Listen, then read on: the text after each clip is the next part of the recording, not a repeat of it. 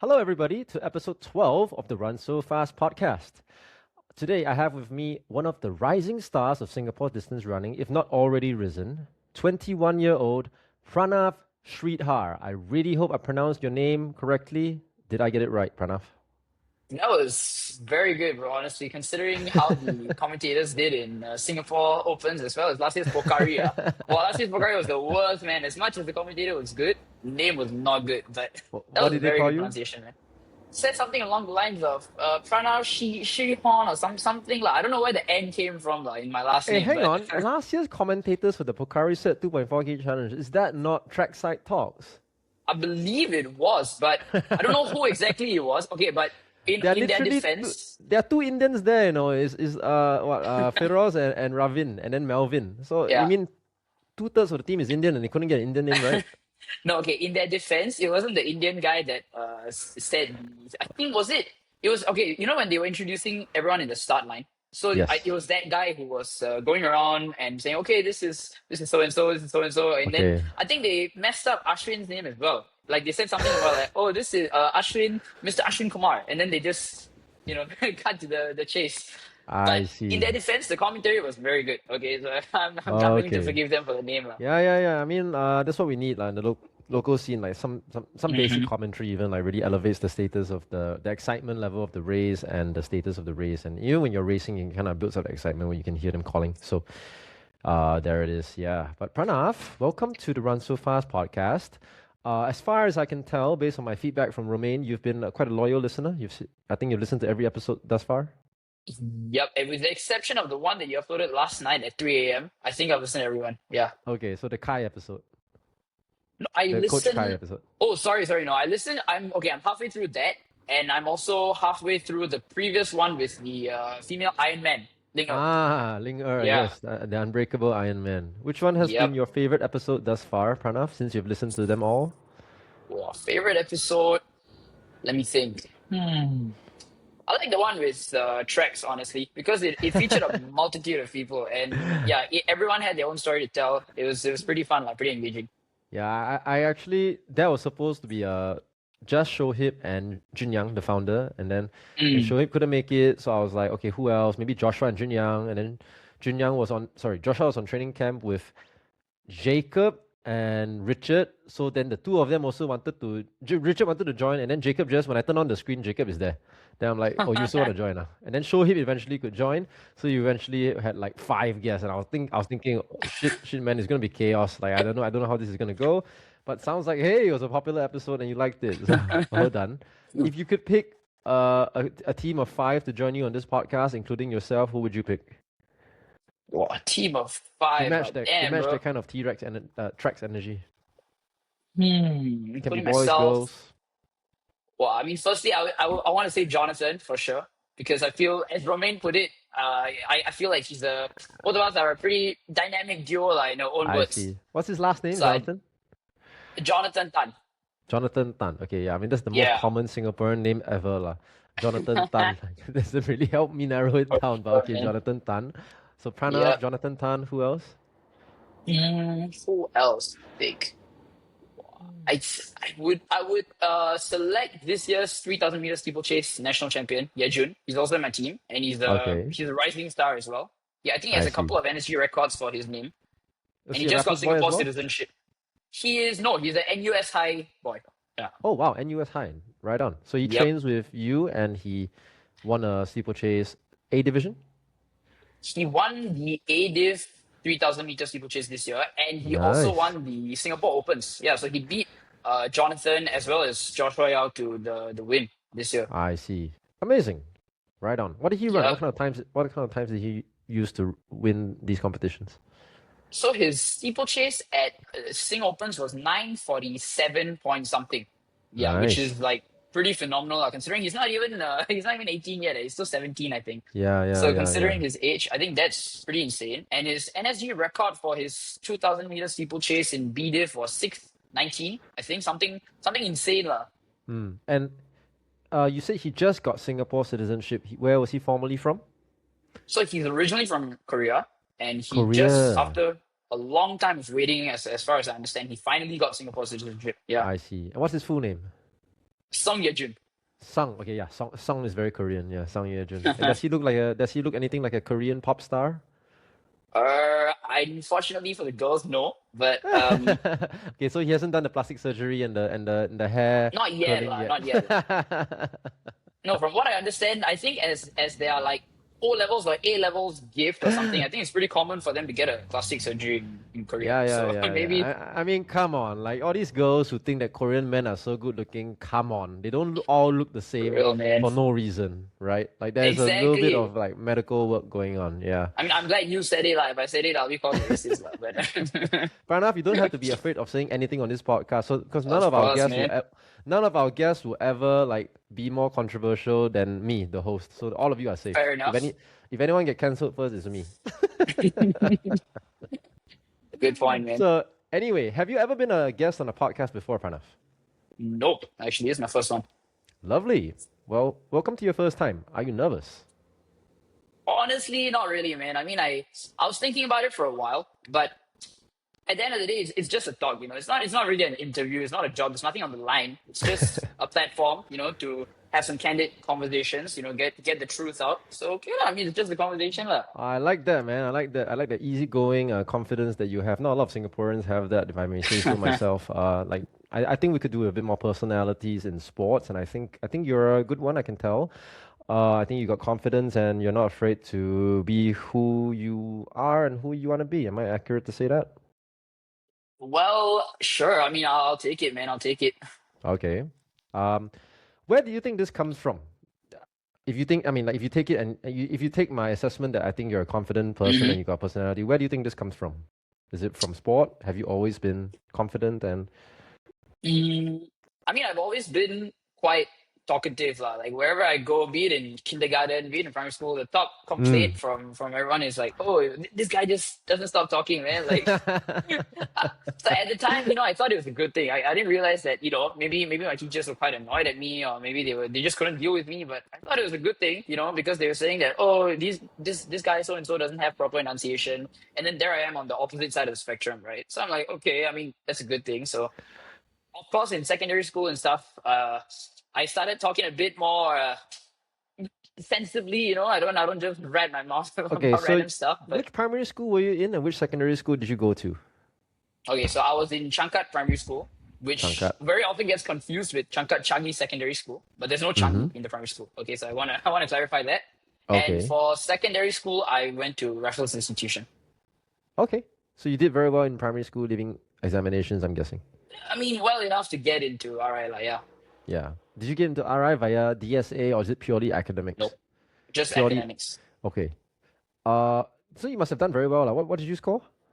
Scored a 275 for Okay, PSLE. yeah, that's pretty good, dude. I think Yeah. I was 256, but higher Chinese two. I didn't go to Raffles straight away. I went to Hwa Chong for 2 years because Oh, I okay. was like literally the last person to scrape into Hwa Chong by academics. If you look at the cutoff, 258, Mm. I was 256 plus two.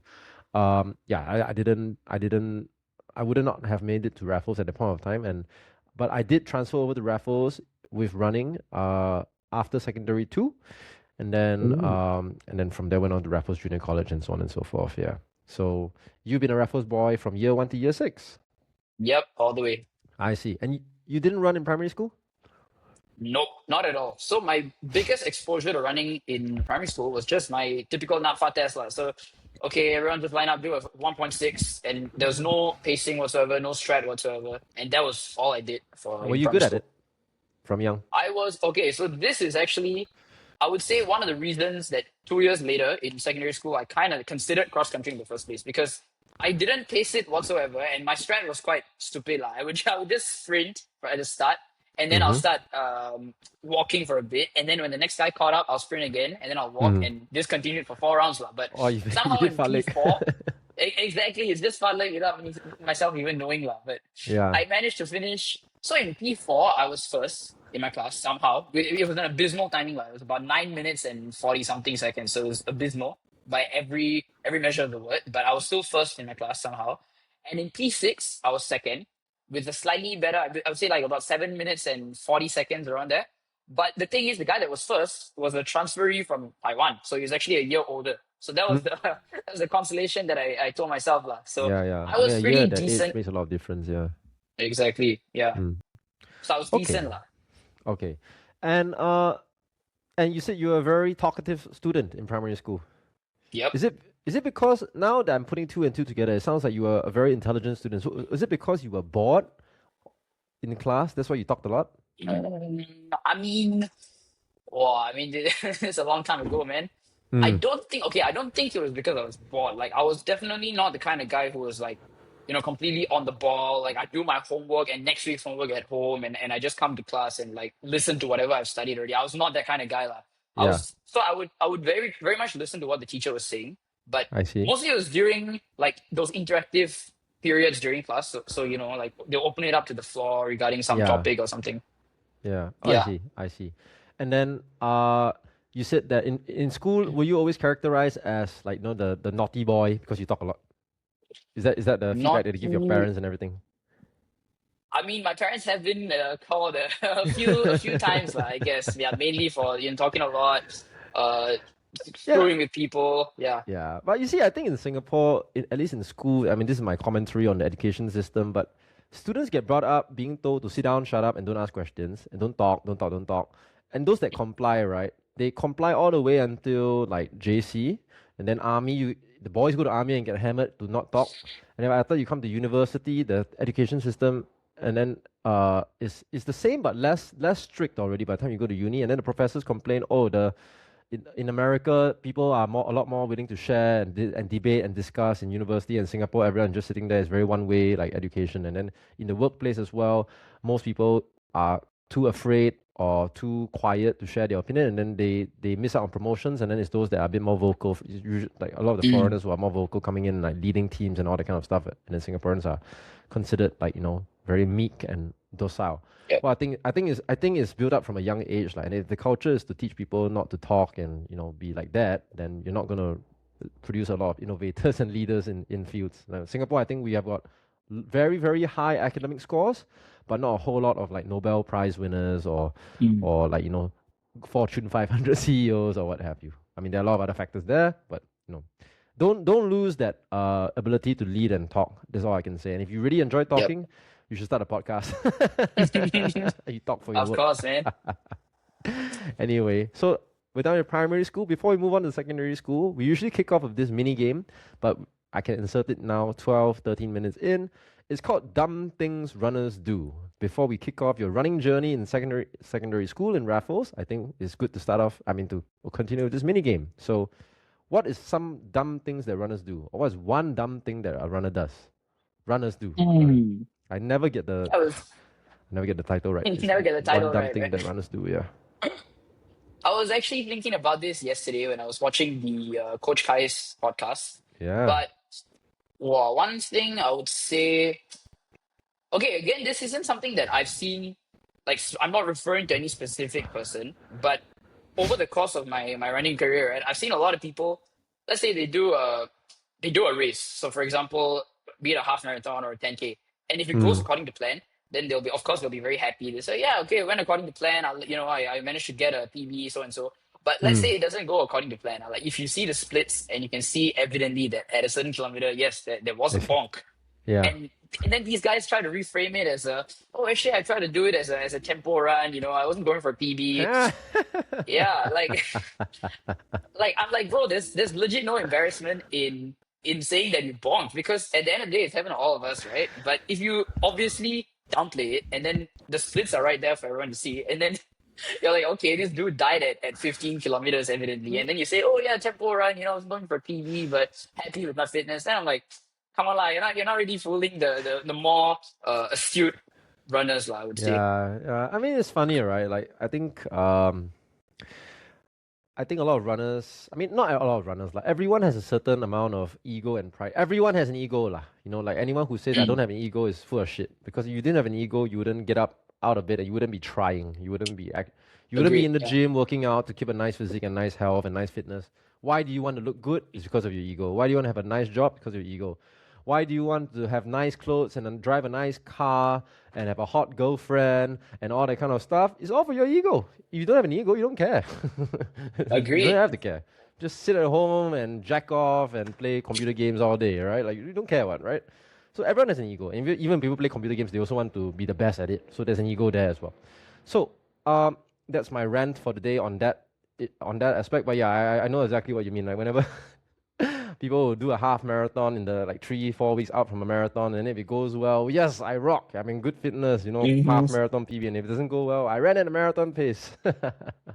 Exactly, man. Yeah. I mean, there are half marathons where you actually do want to go out and try and run marathon pace. I mean, I've been in a position before where I've been injured or like just sit out training for a long time, and then you come back after like haven't run a half marathon for like 2 years or something like that. I was like, okay, I just want to see if I can finish a half marathon at marathon kind of pace. Like, let's see if I can. And then I've done that before. I think Valencia 2022, that's what I did. But otherwise, yeah, like you said, it's quite obvious when people bonk and people can tell. Exactly, man. Yeah. And then they So, always like to bring zone two into it as well. I'm like, oh, can I do a half marathon at zone two pace or something like that? I remember seeing something along those lines. So I'm uh, like, bro, there's no embarrassment, like, like all of us have bonked. Everyone who's trying to be a mildly serious runner has experienced hitting that wall yeah, at some, even during a 5K. So I mean, it's if like, you own it, sometimes, then exactly, yeah, I just didn't have it today. Today I sucked, right? Oops, I sucked exactly, today. it'll be Moving motivation for on. yourself as well. Yeah, I think a great example of this actually is of someone who is very genuine about these things is Sean Go. Sean Go, when he Hmm. runs well, he runs well. When he doesn't run well, like he what I respect about this guy, he has the balls to go for it. Like he does a 3,000 meter race not long ago. He really went for it and he really blew up. And he posted about it and posted all the splits and everything. First K 246, last K like 304 or something like that. I'm like, wow, I like this guy because he goes for it. And when it blows up in his face, he posts it for you to see, and he's like, "Yep, I went for it today, and it didn't work." And like he's I know he deals with his own set of like confidence issues and insecurities from time to time, but he just leaves it out there for you to see. On the other hand, you have people that once they're posting photos and blogs about their training and everything, and the moment one race doesn't go well, or they're injured, or one workout doesn't go well, the whole Strava become private, right? Like that, then that's I mean that's not being very genuine about the process lah. So I think if you want to share the process, be genuine about it.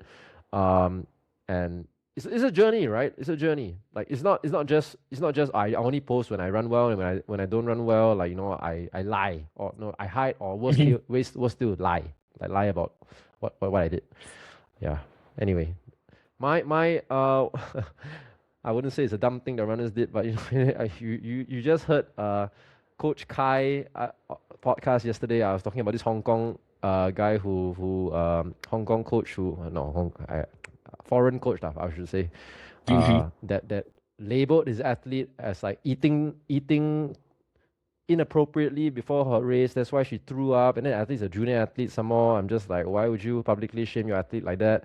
And then while I was preparing the studio today to get you on, I go on Instagram and guess what I see? I see a coach Fabian William castigating some of his female runners and posting it on as a reel on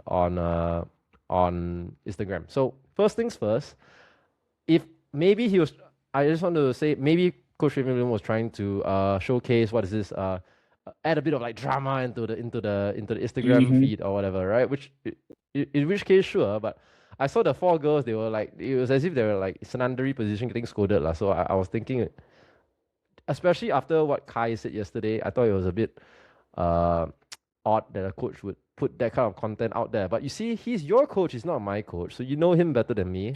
You saw the video as well. What did you think? So I just saw the I was doom scrolling before getting on the podcast just now, and it Yeah. appeared in my FYP, and I saw the whole thing, and actually the first thing I did was send it to Jonathan. I'm like, bro, with the laughing emoji, I was like, man, look, I mean, like, look at this, but. So yeah, so I mean, I've known Coach Fabian for a long time now, since Yeah. 2022 when he was coaching RI, and I had just joined JC cross country, Yeah. and I mean, okay, he's a, how do you put it? I would say that there are a few distinctions that you can draw between this and what you and Coach Kai were thinking, discussing yesterday, like the Yeah. Hong Kong one. So for one, I would say that, see, the Hong Kong one is a race, right? So the athlete has already performed. She left Yeah. everything out there. Presumably her season is over. And Yeah. then if you go and berate the athlete, then that isn't really constructive by any means, right? Because Yeah. she can't go and race again and do anything. But the one that Coach Fabian posted seems more of like a, it was a training thing. They were passing a Yeah. baton from what I saw, and Yeah.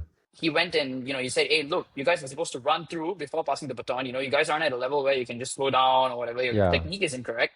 And I would say that sure, maybe there can be a bit of debate about whether you should post it publicly, whether that's adding anything to the table, or is that just berating them. Yeah. But from his perspective, I can see it as being something that is constructive. Like you're just saying, like, look, as a coach, I can not only just see what my athletes are doing, but I can also criticize them, and I'm not afraid 100%. to give it to them as it is. 100%. And one distinction I would make is that I think it's different. Like, yes, I know that both are posted on social media public platforms, and I think some coaches would prefer to criticize in private, like Kai. Kai would never do that. But, at the same time, Coach Fabian is criticizing the way they are running, the way they pass the baton. He's not criticizing them for how much they eat and then posting it on Instagram. You ate too much. Exactly. You ate too much, you fat fuck. Exactly. Like it's based off of empirical evidence. He saw the thing happen and he said, okay, look, this specific part of what you did is wrong, and he dealt with it in a pretty aggressive way. Yeah. But if you look at the one that this unnamed coach from another country posted, Yeah. it is like, firstly, we don't even know whether eating is the root cause of it. Exactly. What if you just caught a Exactly. bug? Just What like if no the bug was context, just posted out there. Like eating, especially among junior girls, like eating is a relatively sensitive issue as well. So yeah. So I mean, we've always seen all I those. just thought the timing was super funny. Like after we literally chatted about coaches and public criticism yesterday, and then next thing, bang. Exactly. Exactly. I was literally just watching it on YouTube as we were waiting for the podcast because I hadn't finished the episode, and it was on that part.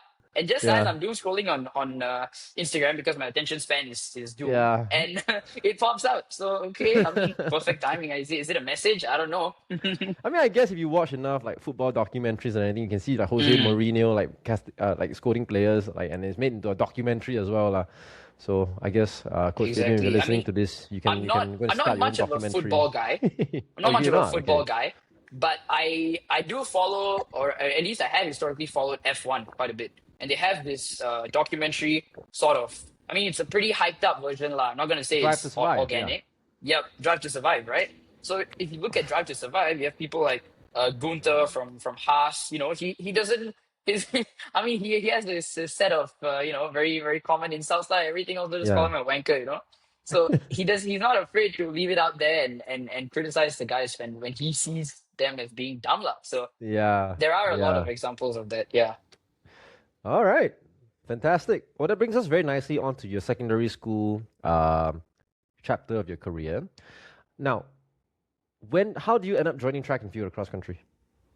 Okay, so when I first joined secondary school, I was actually, the most experience that I had in a sport was actually badminton, because my dad is a pretty avid badminton player. He's not a pro or anything, but he likes to play a lot recreationally, and he's pretty passionate about it. So he sent me to a lot of badminton coaching and everything in primary school. So I was most exposed to badminton. So when I got to secondary school, right, and then I went for the tryouts, because the first week they have a bunch of tryouts for all these different sports and everything. I went for badminton, and I caught wind of rumors saying that they're only going to take in one non-DSA guys. Every other spot has been filled by DSAs, apparently. And they made us sit a shuttle around for a few minutes, and I kind of knew that it wasn't going to be me, lah. Like I could tell from the bottom, from right in front of my eyes, a couple of people were performing better. So I was like, okay, what am I going to do? Apart from, I'm not going to join NCC or any other uniform group, right? I'm going to have enough of that in NS. So what am I going to join? And at that point, like I said, primary school, during those NAPFA tests and everything, I was near the top of the class, like, even though the timings themselves were abysmal. So I was like, okay, why not just give it a shot, go to cross country, see what it's like. So I went for the tryout, and I was made to run about, I think, 2 or 3 laps or something. And I was not last, lah, okay? So I think that itself was the criteria that was enough for the teacher in charge to say, okay, maybe you can consider joining cross country. Who was the teacher in charge? So teacher in charge at the time, I don't know if he's still there, is Mr. Stephen Lim. So Stephen he's the Lim, teacher in charge. Stephen Lim was my coach when I was at Raffles. Oh, he was your coach. Like, not even your like teacher, like he was your main coach, like the guy giving the workouts and everything. He was the teacher in charge and the coach for the Raffles cross country team. Yeah, he Damn. was one of Coach Stephen Quack's proteges as well. Mm. So Stephen Lim was coaching the team. Yeah, and then he left to do his masters, I think, in Australia. So when he did that, the team was handed over to Coach Stephen Quack, and that's when the year 1 to year 6 Raffles boys were training together. Like Shohib, all this got handed over to Stephen Quack, Mm. and then that's when Raffles really dominated, lah. You know, like they were winning like CBA and A girls as well, and then eventually Stephen Quack left and handed the reins to there was a one Mr. Joe Gold for 2 years, and then the titles disappeared quite quickly. And then eventually, I think Lim Kien Mau took over Joe Gold after 2 years. Yep. Yes, okay. So So that was when I came in. I see. Okay. So which year did you enter Raffles?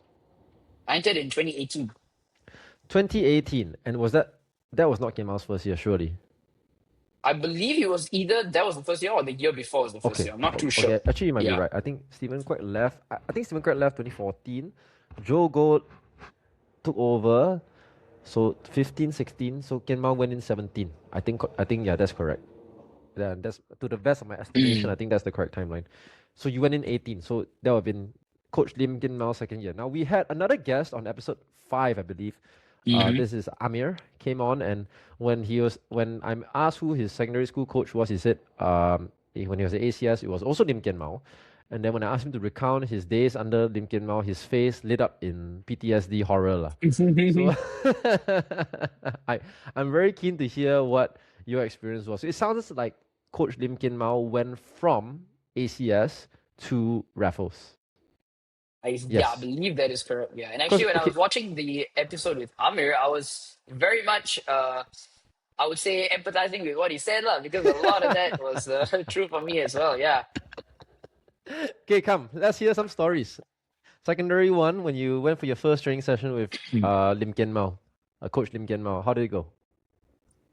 First, I mean, I found that he was a very regimental coach to begin with. He What was the wasted no first time in showing interaction that. you had? What's the first interaction you had?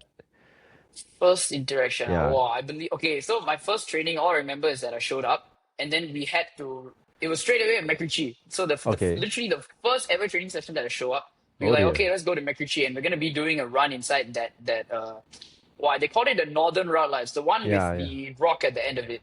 Yeah. So I remember that on the way from RI, and this was at the time when the track was still located near the Marymount exit. So it wasn't where it is right now, which is near Bishan Road.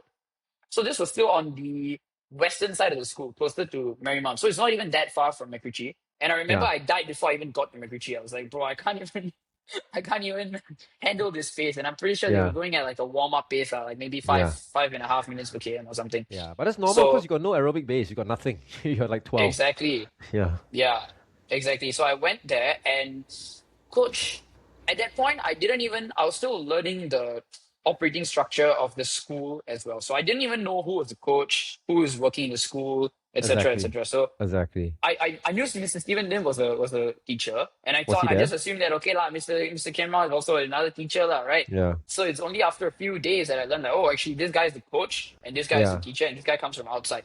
Yeah. So it was a very regimental, very disciplinarian sort of approach, I would say. You can't even talk during warm up, or you're supposed to be in a circle, do stretching together with counts in between. And a lot of these rules, such as you have to bring a fruit for training, you got to tuck in your singlet, that sort of stuff. Okay. How long did it take for you to download all these new rules and regulations into your head? Because obviously you're not going to get it the first session, right? So you come for the first Yeah. session, blah blah, like don't know what to do. Who's guiding you along? I would say mostly it's the seniors. So a lot of the seniors Okay. were. I was fortunate enough for them to be very friendly. So there was like no sort of bullying or anything. I think it was because of that shared sense of suffering that everyone just bonded together. Yeah. There wasn't any cases of like, oh, you're a freshie, or you're just a Yeah. year one, so you got to do all the high count. No Yeah. such thing as that. They were very Yeah. guided. They were guiding us everything, and I would say my first experience with his regimental nature is when I spent the training walk slightly late. So you're supposed to send either to the captain or the vice captain. So they'll Yes. assign that person for that week, and you're supposed to Yeah. send your training with exactly what you did, and you Yeah. must include remarks. So that was a pretty good rule. You Yes. can't just say nil or oh no remarks or whatever. You have to include Yeah. something.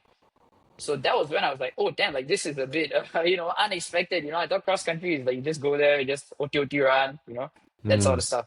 So that's when I was experienced Okay. with that. Like, yeah. And this is basically writing your weekly training log and sending it to the captain for him to compile and then send over to the coach at the end of the week, correct? It was no, actually it was after every training session. After So every we used to training train session. on Mondays, Wednesdays, Yeah. and Saturdays. So every training session, I think within about 2 hours, you're supposed to send it. Yes. So basically if you did 12 times 400 meters, I remember because I used to do the same for Coach Stephen Quek. You send to your captain, it's like, first 400 meters like 76, second 400 meters 76, 76, and the last one like 68.5 or whatever, and then you send it to the captain, and the captain will put it into a Excel sheet, and the Excel sheet will have everyone's name on the side, and then on Monday all your splits, on Thursday all your splits, and put it together so you can at the end of the day, at the end of the week, it's emailed to everyone, so you don't Yep, just see your splits, you see what everyone else is doing, right? exactly. You see what everyone else's splits are. What did you think about this? Did you find that it was a good process, or do you find it was too much, or what? Oh, well, I mean, so for us, right, everything, like you said, was done, but it was done on a daily level. So it wasn't at the end of the Okay, week. Literally every single day, we would have to give it to the captains, and within about 3 or 4 hours, the moment they got home, they have to do this training log in the Excel, and okay, they would email it to all our school addresses okay, with okay. Maybe it's Mr. Lim. every session lah. Mm, My days in secondary school and JC are almost 20 years ago already, so I could be mm. wrong. Maybe actually it sounds right. Maybe after every session, yeah. Okay, so you were late in sending it. And okay, so before we get into that, did you think this was a good process or was it too much? I would say Okay, I would say it was in terms of what you did, what you said, which was, you can see everyone's splits, everyone's Yes. training for that week. I would say I Yes. didn't really have any concern with that, lah, because back then, I think most of us in the team, with the exception of a few, weren't exactly very ambitious for anything, lah. Like there was no sort of fire to say, okay, I want to win NSG, I want to medal at NSG. It was just Yeah. okay, I'm gonna go for training if I Yeah. have to, and then I'm just gonna finish whatever workout he throws. Maybe at the 10th rep out of 12 reps, I can say I got cramps, and maybe I can malinger for the next 2 reps, like not do it. That was that sort of attitude that there was, lah. So in terms of like that whole, oh, he's gonna know what I'm doing and he's gonna know my splits, I didn't really feel anything because I had no sort of fire to actually do well and have Okay. anything to run for, lah. But I just felt it was a bit excessive, lah, because Yeah. I'm gonna after training, I kind of want to forget about the whole ordeal that happened, right? And then Yes. you want to tell me that I need to send everything, and it even Reflect. became Yeah. exactly reflect, and it became more and more regimental as well. Because at first, you don't really have to use the lingo, so I would just say like, oh hi so and so, I did 12 sets of 400s at this pace, but the last rep was so and so. But afterwards, they sent like a template. You're supposed to say Yeah. 12 by 400, and you're supposed to put the target pace next to that, and then you're supposed to put the actual splits in brackets below that, separated Yeah. by a comma. So I was like, hey, come on lah, like we're not doing like citations for a scholarly article, right? Like what is this? Like APA format, whatever, like come on lah, bro. So I felt that it was a bit excessive. Yeah. Okay, so I see both sides of it. I think that at that age it's good to learn how to keep a good training log. Even Eliud Kipchoge keeps a training log, yeah, and his handwritten diary. Okay, very old school, and he will write. It's a training log, like his mileage, his splits, his emotions for the day. Everything is in a nice training log, and I think that when you're more intentional about your approach and more reflective, your mind and body is more in sync with the process. And you would know better, you would know just as well as I do that when you compete, it's not just your fitness, it's how well your mind and body are competing and running as one, right? And I think that's. Agreed. But at the same time, I also understand, like, after a hard training session, you just want to switch off and not think about training until your next training session. In fact, that's part of recovery. That's part of recovery. Exactly. Yeah, that's part of recovery. I mean, that being said, I think writing a simple training log and training notes is not not that shouldn't take so much time lah. Like even now when I train with Coach Stephen Quack, right? When I go back, like before SEA Games 2023, I was training with him.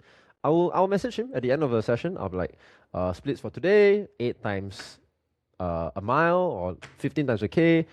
Splits were like that, and then like I felt a bit warm today. Like last few were tough, but like should be fine. When the weather is cooler next week or whatever, say something like that. But it was not to the structured level that you are saying. So I get it lah. Nobody likes to be put in a box and like, oh, do this like that. Even while fucking writing my training log, also you tell me how to write, right? Like Exactly. yeah. Yeah. Are you so okay? So you send your training late. Was this in Sec 1, like a few weeks in? I believe, yeah, I think it was in Sec 1. So there was, I think I did get a sort of text message from, was it Coach Kien Mau? I think it was Coach Kien Mau. He said something like, "Oh, you're supposed to. It's part of your training attitude. You gotta." Yeah.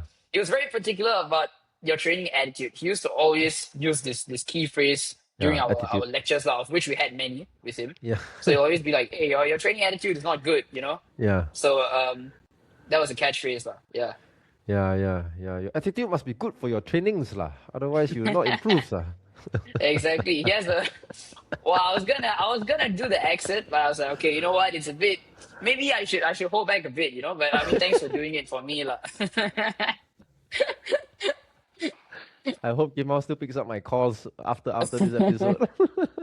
Yeah, But okay, see, yeah, we sorry, gotta. go ahead. I feel like it's important to clarify that. See, like at the end of the day, right? As what you said in earlier podcasts, even with Amir, she's a very accomplished athlete in his own right. I mean, he's Kim Mau, literally yeah. represented his country in the duathlon, etc., Yeah. etc. So there's no. I'm not trying to say that. I'm not trying to dispute his sort of like authority on this, or like his moral high ground on this or whatever. Because at the end of the day, him sticking to his regimental standards has brought him to where he is right now. But if you want to impose that upon a bunch of year ones or like even year twos or threes who aren't, like, let's just say hobby jogging lah. Like we didn't really exactly have a sort of like fire inside or goal to do well at NSG.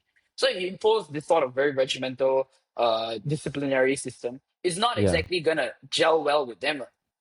Yeah. Can I tell this story on a podcast that I don't think many people are aware of, and I believe that I already said a lot on the Amir podcast. I'm not going to repeat everything, but Kien Mau and I have been training partners were training partners a long time ago. He's 10 years my senior, so I learned a lot. Just when I was young, I want to run like Kien Mau.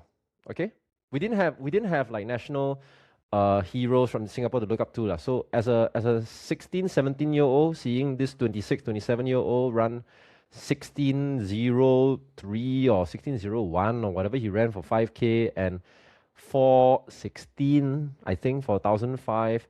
It's not just it's not just his times, but the way he runs. Like it looks very, looks to us, at least to me back then, it looks very graceful. Like how Federer makes tennis look graceful. To me, Kien Mau made running look cool, and I wanted to be like that. I wanted to run like that, right? So I have lots of good things to say about Kien Mau, and he really shaped my career from young. My mindset, attitude, whatever you can call it. Like he's a professional in his approach to training. He's a disciplinarian. He never coached me lah. I think we would have had one or two falling outs had he coached me lah. Because I'm also not the most easy to disciplinarian me or whatever you want to call it. And if something doesn't make sense, I'll answer back. And between Stephen Kwek and Kien Mau, I think they are both very strict, but I think Kien Mau has a bit more of a fiery temper. And I think that sometimes like shows in the way he communicates with athletes. So that's just I think he hasn't coached me before, and that's why we are still on very good terms. But I think that he's like that because he wants the best for his athletes. And I'll tell you this story. I don't think many people have heard it. When I don't think Kien Mau is he's not from a well-to-do family in Malaysia or whatever. Like he really fought his way out, came to NTU, studied, got a degree from NTU, and when he was there, he was running with Coach Stephen Kwek, and like that's where he had the structured training approach, and that's where he became good, right? And then he was like running around Singapore and all the road races, and there was one point of time it was always Kien Mau versus Ilangovan for a lot of the races, or Kien Mau versus the Gurkhas or whatever, and he was running well, and like he's not Singaporean, but he's Malaysian. His name also is quite like Singaporean Chinese lah, right? Lim Kien Mau, right? So I think he was a source of inspiration for a lot of the Chinese runners in Singapore. but I think there was a phase in NTU where I think Kien Mau got a girlfriend, and then Ooh, he okay. started being a bit distracted, and then I think him and Mr. Quack like had a bit of a standoff or falling out or whatever because Mr. Quack I think was this is what was relayed to me lah. I was too young to be there, but basically Mr. Quack wanted him to be more serious and came out to him, Mr. Quack, there are some things in life that are more important than running. Wow. After that, no one saw Kien Mau for a while. He basically wasn't allowed to train with the group. Eventually, I don't think that relationship worked out. Kien Mau found his way back, and I think he had to basically come back and kowtow and apologize to Mr. Stephen Quack. And then he was eventually brought back, and then that's when he became pretty much that big brother, senior athlete figure to many of us. So I'm really glad that he did come back. But yeah, and I think that because Kien Mau has seen some of these things go by, he wants the best for anyone else he mentors. And because he has that kind of like razor sharp professional approach to running, he expects nothing but the best attitude from all his proteges. And when people don't follow, it's frustrating, lah, right? I mean, if you're trying to run, you think coaching is easy, man. You try to run a school of like 30 boys, like just jumping around the moment you turn your back. It can be quite frustrating, lah. Yep. I was a relief teacher in Raffles before. Like, I Ooh. turn around to grab the balls. I turn around, half the class is missing, running around the field. It's not easy, man. So that's as far as that story goes, which I don't think you've heard anything like that before, right? About Kien Mau. I've not heard about this whole phase about him having a girl. I mean, it would have been good to know when he was still my coach, like at least I could Yeah, have used yeah, it as yeah. a Humanize him a blackmail bit, lah, right? material or something. Yeah. Not blackmail material. But yeah, I mean, I am. What year are you born? I was born in 2000. 2005. Okay, well, I was born 14 years earlier than you, so I would have heard a few more things than you would have in your lifetime. And yeah, that's one of the gems I would share. And there are a lot of these things that are buried in the back of my head. It just doesn't come to the fore unless I talk to people about, and then it comes out and like, oh yeah, actually, do you know about this? Like, Kien Mau actually told Coach Stephen Quack before, like, oh, Mr. Quack, there's some things in life that are more important than running. Wow. Oh, we would have lost it, man. We would have lost it had we heard this back in the day.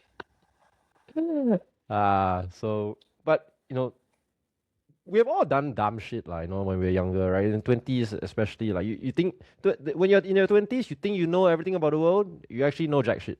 And then there Hmm. are some of these, like, moves that will come back to bite you later.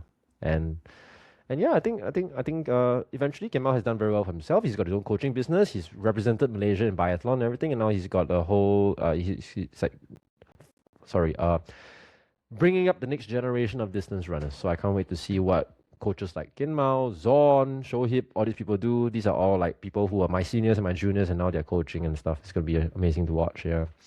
So I don't think Kien Mau was your coach throughout Raffles. He Nope. okay. So how many? First of all, when he was castigating you about your attitude because you didn't send the training splits in. What happened there? I don't think anything. See, I was a very non-confrontational person lah back in the day. So I didn't, Mm, like if some authoritative looking adult tells me, "Hey, you got to fix your attitude," I'll just say, "Okay, I mean, I agree, coach. Sorry or whatever. I'll just do better." So there wasn't really a standoff sort of situation between me yeah. and him. And I mean, I was always okay. I was not on his good books by any means, lah, but I wouldn't say that he despised me, unlike some other people in the team. You So mean he actually despised some of his athletes? I mean, there's a few people. I mean, like there's a lot of people. I mean, there's some people where I feel he just like he knew instinctively that the person CMI law. So what's the point in helping him? So anything the person, like let's say a guy sprained his ankle. I think in fact I remember this very well because we did a skit about it within our team. So one guy Okay. pretended to be Coach Ken Mao, and then he told another guy like, "Hey, pretend like you just sprained your ankle and you want to come ask me for the workout." So What? the guy who sprained his ankle went over to the guy acting as Coach Kim Ra, and the guy was like, "Hey, coach, I sprained my ankle today. Can I do easy run, please?" Then the guy who was acting as Coach Kim Ra just pulled out his phone. He'll just reply some text for about like 20 Yeah. seconds, and then he'll start giving a lecture about how they don't take care of themselves during Y- PE, and how this Yeah. sort of accidents happen and stuff. So that was how he was viewed by most of the team, lah. I would say, like as a sort of very, I don't want to say, okay, he was unapproachable. You know, I can't really sugarcoat that. A Yeah. bit. He doesn't smile a lot, like Kien Mau, right? Nope. Yeah, yeah. So I think like he can come off as a bit cold, or Yep. a bit For stern. sure. Yeah, I mean, I'm his now. I think I'm old enough to be considered his friend. Maybe he doesn't smile a lot to me either, lah. I'll try and make him laugh, like, you know what? If I'll tell enough jokes once in a while, I crack him, and then it's a good day, right? Like, you know, that's my mission whenever I see Coach Kien Mau.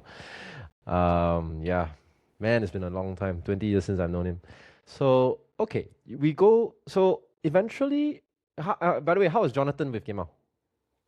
Yeah, so actually, you remember when I said he despised a few people? I would say Yeah, Jonathan is Jonathan. one of them. Yeah. I think he kind of didn't like Jonathan the most out of everyone in the team. So Oh, why? there were quite a few incidents lah. Like there's one time in I believe this was year 2, so 2019, just before COVID. We were Yeah, training at Bedok Reservoirs on Saturdays, so yeah, just before the NSG cross country, right?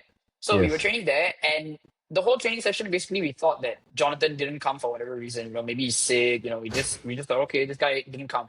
Then afterwards, after training, when we got our phones, we realized that hey, actually this guy had come all the way to Bedok Reservoir, and he was gonna join the training, but since he was about 2 minutes late, the Coach Ken Lau told him to go back to his house because he didn't have the right attitude. And this guy lives all the way in the west side, so it's not exactly close to him, lah. So, like the fact that bro came all the way, but he wasn't allowed to join training because of his attitude was Yeah, a bit. yeah, Yeah, you can kind of tell, and that isn't even the first. I mean, that isn't even the last time that he got banished. So there's quite right. a few times where he's come for training, not always because he's late. There's one time where, well, let me think. There was a dude who brought a horse mask as a joke, for whatever reason. I don't know where he got it from. Somewhere on Temu, I'm guessing. What? He had a horse mask, and during cool down, he wore the horse mask as a joke, and he ran past Coach Ken Mau to go to the toilet. And Coach Ken Mau saw that, and he was furious. So he got the entire team to go down to where he was, run over to where he was, knocked us down, made us, I think, hold us in push-up position or something. And as we were doing this, Jonathan came out of, like, he was not there for whatever reason. I think he was either in the toilet or he wasn't in the scene lah, basically, when it happened. But he kind of knew what was going to happen because we were the ones that dared him to go and wear the horse mask and run So past us. Jonathan was wearing the horse mask. No, Jonathan wasn't the one. As in, me and Jonathan and the rest of the team were there when we told the guy, we were like, hey, bro, we'll pay you like X amount of money if you go and Oh wear my a horse mask god, and you run guys past. are stirring shit. So he knew that what happened, but obviously he wasn't in the scene when it happened. So Yeah. he ran over to coach. Everyone was in push-up position. He's like, coach, like what happened? Like he was trying to act like, and coach just told him to get out. So, and he actually did it. That's the best part. He actually just, like, most people will be like, coach, I'm sorry, like, please take me back in. Bro just turned around and left. He just got the kung fu sing. He just got out of the stands. And I believe the teacher in charge saw him walking away while everyone else was in push-up position. And he was like, hey, Jonathan, how come you're leaving and everyone else is there? And he was like, coach asked me to go, lor. So I just go, lor. Yeah. So he didn't What a look back, dick. he just went. Oh my god, this is like sitcom comedy shit. Comedy Yep. material. And the teacher in charge was Stephen Lim. I believe, yeah, I think it was Mr. Stephen Lim who asked him, like, hey, why are you just going? And he's like, coach asked me to go, lor, so I just go, lor. And then where's the guy with the horse mask? What's his name? That guy is in the center. I think his name is Abraham. So he was the one Abraham. that did it. Poor guy, lah. Honestly, Okay, I feel so- kind of bad, So Abraham was in the toilet, right, when everyone was in push-up position? No, he was the one that wore the mask and ran past. Exactly. Jonathan was the one that was missing from the scene. Oh, As in, okay, he didn't make it to the toilet. Coach, we literally have it on video somewhere. He ran past coach to go to the toilet, and coach was like, "Hey, everyone, come back, come back." So he turned around. He's like, You what's also up, have what's up, video coach?" some more. Yeah, we thought it was gonna be a joke, like we thought, maybe he's gonna have a good laugh. It's COVID, no competitions. This is November or December of the year, lah. So Yeah. I thought he was gonna be in a chill mood, but he told everyone, and that's when, like, you could audibly hear us on the camera. We're like, bro, I think we messed up, man. And then we off the video, and next thing you know, we're all running there to hold push-up position. Can So you send me that video? if I can find it, I will definitely send it to you, man. Yeah. Has Kien Mau seen the video? I don't think he knows the video exists, so Okay. Oh my God. Oh my. yeah, Wow, you guys are. I mean, talk about horsing around, lah. quite literally, like yeah. You guys are daring, man. We would never dare to do this kind of shit. Even with Mr. Quack, much less Kien Mau. Oh my God, you guys probably deserve that one. But I respect that. That takes a bit of courage or foolishness, one of the two. Yep. I can't wait to see that video. I mean, to me, it's funny because I'm not the coach. I mean, like I don't think I would react. Okay, if you are the coach, right, and someone is 2 minutes late to Bedok Reservoir, like Jonathan is 2 minutes late to Bedok Reservoir, what would you do? I mean, if he's a serial latecomer, I would definitely scold him lah. But sending him back is not on the books at all. You know, like Right. at the end of the day, he still does train with the CCA, even if he is a bit late. He is still only a year two student. You know, can't expect him Yeah. to be like a military man or something. You know, be always on Yeah. time. No, you get a punishment. Like So I blur, wouldn't have take the sent him back train lah. and everything. Yeah. Like Exactly. make him do a few like scold him and make him do a few extra reps, lah. Exactly. Yeah. Yeah, like 1 minute late, one extra K or whatever, right? Like, you I know. believe now that you're saying it, right? I think he did have a rule after a while. So he implemented every minute you're late, somewhere in the ballpark of about 60 push-ups extra Oh during my God. yeah. So I mean, as with all these people who are influenced by Coach Stephen Quack, they like to do upper body exercises and lower body exercises after the Yes, workout, core. right? Yeah. Yep, exactly. So Mr. Kien Mau had a whole ass regimen lah. So he would literally, and even the order had to be so strictly followed. So it'll be push-ups first, and then Yes. sit-ups, and then I forgot what else it was, but there's a couple of planks, side planks, and then lunges in all four sides. So Yes. all this was the standard lah, and we had to do this every single session after training. So Yes. if you're late, then 50 to 60 push-ups extra per minute that you're late. Yeah. Mm. Mm. Yeah. So you're skinny because you were never late, lah. Uh, I think I was one of the better guys when it came to punctuality. But Okay. actually, back in the day, this was in year 1 to 4, right? I wasn't even able to do a push-up. Like, I've always been skinny my entire life. And back in the Yeah. day, I didn't exactly have functional strength as well. So I wasn't even able to do a push-up. So I really don't know how I survived so many years. Like, I think whenever coach came out looking back, I just said I finished the push-ups and then I switched to sit-ups like immediately. I think that's how I got around. Yeah. Okay. So stealth. That's how you survived. Yeah. Yeah. But I mean, if you can't do a push up, you can't do a push up, lah. I mean, like how, right? If you can't, you can't. Like, I don't Mm. know. I don't know. Like unless he come and coach you how to do a supported push up or something like that. I don't understand what's Yep. the solution there. Okay. So now, to the best of my understanding, Coach Kien Mau no longer was your coach after COVID because he didn't want to get vaccinated, right? So that's the word on the street. Like, I haven't exactly heard it from him, but Yeah. what was conveyed to us by people was that yeah, he didn't want to get the vaccine, and because of that, he had been laid off by the school at the start of 2022. Yeah, That is, where did you hear that from?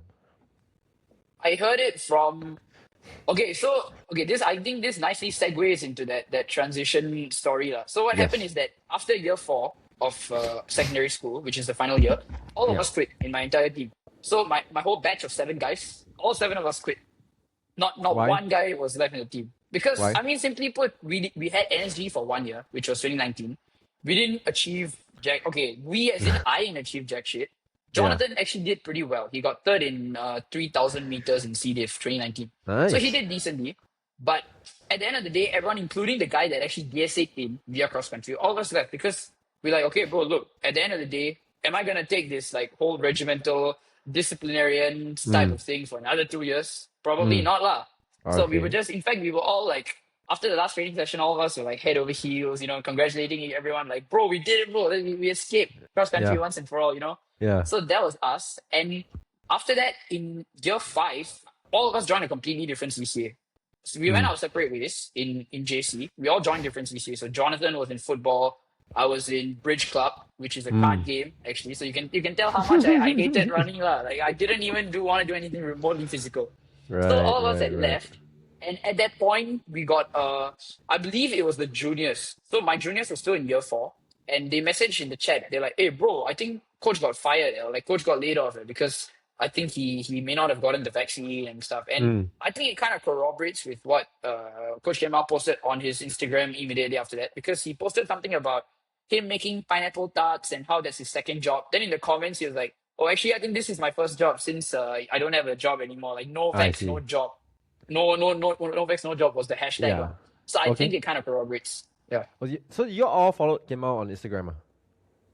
Not all of us, but I didn't even have Instagram until year 3 of secondary Okay. school. So until then I didn't, and even after I got Instagram, he wasn't exactly at the top of my list to follow lah. But I think eventually I did drop him a follow. But yeah, it I was see. very few of us who followed him, and I he didn't see. follow back lah. So He didn't. Okay, I mean, you see, I grew up in an era where Instagram wasn't even a thing when we were in JC or secondary school. There was pretty much Facebook at the end of my Sec 4 year, and then my year 4 rather, and that was it. So I've always wondered what it's like as a kid now growing up in a sports team in your secondary school or JC, and all of you have Instagram from the time you guys are year 1 or year 3 or whatever. And then so what happens there? Do you guys like follow each other, and then maybe like start following the teachers maybe, or like interesting teacher characters, or like your coach, like, hey, do you think Coach Kien Mau has Instagram? I'm sure there'll be one guy that searches, and then he'll find the coach. Oh, Kien Mau is on Instagram, and then he'll share in your group chat or Yep. whatever, and then hey, Kien Mau, and then So that's is pretty this- much what happened lah. Yeah, you're spot on. So there was actually a sort of like mini game which was finding your teacher's actual Instagrams. So most of them they wouldn't really be willing to share their Instagram lah, because at the end of the day Of you see them course. as a teacher, right? You don't Of want to see course. their personal life, what goes on with them and their boyfriends outside, stuff like that. Yeah. So I feel like they didn't really want to share their actual Instagram, and those who course. let us follow them on Instagram had a specific teacher account. So this is strategic. Miss so and so. Yeah. Not the person so and so. You all try and follow the hot teachers, right? I know, boys' school. I mean, who doesn't lah? Let's be real, bro. Come on. We didn't because that time no Instagram. Okay, true. You probably had like what, Friendster or something. Send them a request. We I did don't have know, man. Friendster. Oh yeah, we did have Friendster, but I cannot remember my Friendster days at all. Yeah, too long ago, and I don't think I used it that much anyway. Because we didn't have like mobile phones on the go. Like last time our Nokia, the chocolate block phone, you can't access Friendster on it lah. Yeah, it's a completely different era, dude. Completely different era. The technology has really moved on like the last 20 years. 15 Exactly. even. But okay, so when was Kien Mau's account private or public? I don't think it was private, it was public. So I managed to Okay. follow him, which is why he didn't follow back also lah, because he probably doesn't even know that I followed him. But Right. so as far as running and social media goes, I feel it's a lot of, oh, like, damn, this dude just posted a run, and like, damn, he did this speed Yeah. for this amount of time, like, so in the Yeah. case of Coach Kien Mau, I think he posted, okay, he liked to post a lot of time lapses lah, like I think he had a sunrise time lapse or something like that. Like he did, I think, also occasionally post some running stuff, or if I see. I think he was the head coach of Mileage back in the day. I don't know if Yes. he's still the head coach or what, but That's he's his company. That's his company. Oh, that's his company. Okay. I Yeah. see. Now I'm learning this stuff lah. So so basically, when you search up his name on Google, and then you see all these like aura farming pictures of them running and then like in races and stuff, you're like, oh damn, okay, like my coach has some street cred outside of Yeah. school, Yeah. So that's the sort of impression that was built via social media. I see. Yeah. Yeah. Okay. Well, that's quite cool. If you were in his position, would you follow your kids back? Like, let's say they all start following you, they start finding you, and then you're a coach of Raffles, and then they start following you. Would you follow all of them back? I would say yes, lah. Because if I was in his position, I feel I would have a much better, much more cordial relationship with my people that I'm coaching, lah. Instead of being someone as like unapproachable, or someone who's seen as cold, Right. Yeah. So I would this definitely kind of thing is personality also. I think there's a certain level where you have to draw, like even Kai yesterday on the podcast, he said he used to be with Zubin, and Zubin would irritate the hell out of him, Zubin would like, Kai used to be bald, I think from NS or whatever. And then taking the plane to SEA Games, Zubin would get people to film him, and then he would like slap Kai on the back of the head, and then like upload the video to the SEA Games chat group, and like that kind of stuff. And then Kai had to go from that kind of relationship to coaching Zubin, and he said now he has to like draw the line like friend and coach. So yeah, exactly. I guess like we talk about it is, I mean, I do coach people, but I don't coach like an organized school group where I think that relationship is very different. Now, I coach True. individuals, and I think individuals might be a bit different, but in a group, actually, I do coach a group. I coach a group here in London, but they're not like 14-year-old kids, right, or 17-year-old kids. Exactly. I feel the So, age really does make a difference, because if you're a kid versus if you're a grown adult, obviously the way you're gonna act, your receptivity towards the workouts that they're handing out is gonna be a lot different as an adult exactly. compared to a kid. Yeah. Yeah. So, yeah, I mean that's what my opinion of that was. Sounds like you try and be more cordial, lah, but I think it's easy for us to talk and say we want to be more cordial until we actually do it. We actually realize that Fair okay, enough. actually maybe this approach, the kids are gonna run all over me. But who knows? Do you ever want to coach one day? Well, I mean, honestly, I've been thinking about the future quite a bit nowadays, because Yeah. I'm like, okay, look, you cannot be a runner forever, right? Eventually, age is going to catch up. And Mm-hmm. if you, once you catch up and then you realize that, hey, actually, I didn't diversify enough, then what are Yeah. you going to do? You're not going to get paid by any sponsors that you may have since you're past Mm-hmm. your prime. So you have to Yeah. diversify. So I think it is a sort of, I would say, inevitable thing that most decently good runners will end up doing. Like, even if you're not decently good, I think you'll still end up coaching if you have a dabbling in running, I would say.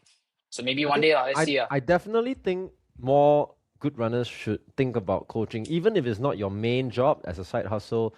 At least pass on that knowledge, like, because I mean, like I said, growing up, there are not a lot of like options in Singapore. If you want to have a good coach in Singapore, there are not a lot of options. I mean, okay? So I'm gonna let you continue your story here because you actually dropped out of the sport in for a while in year 5, and I can tell you that the story that Kien Mau did not get vaccinated and therefore couldn't continue as a coach, that story is true. And it's because he didn't want to get the mRNA vaccine. Okay. And I don't know how much you remember of the time in COVID, but there were uh, rumors and there was actually quite a few like anecdotes of the mRNA vaccine causing heart palpitations and some of these things. My dad has been affected by the ever since he took the mRNA vaccine, he's been having like random heart palpitations, right?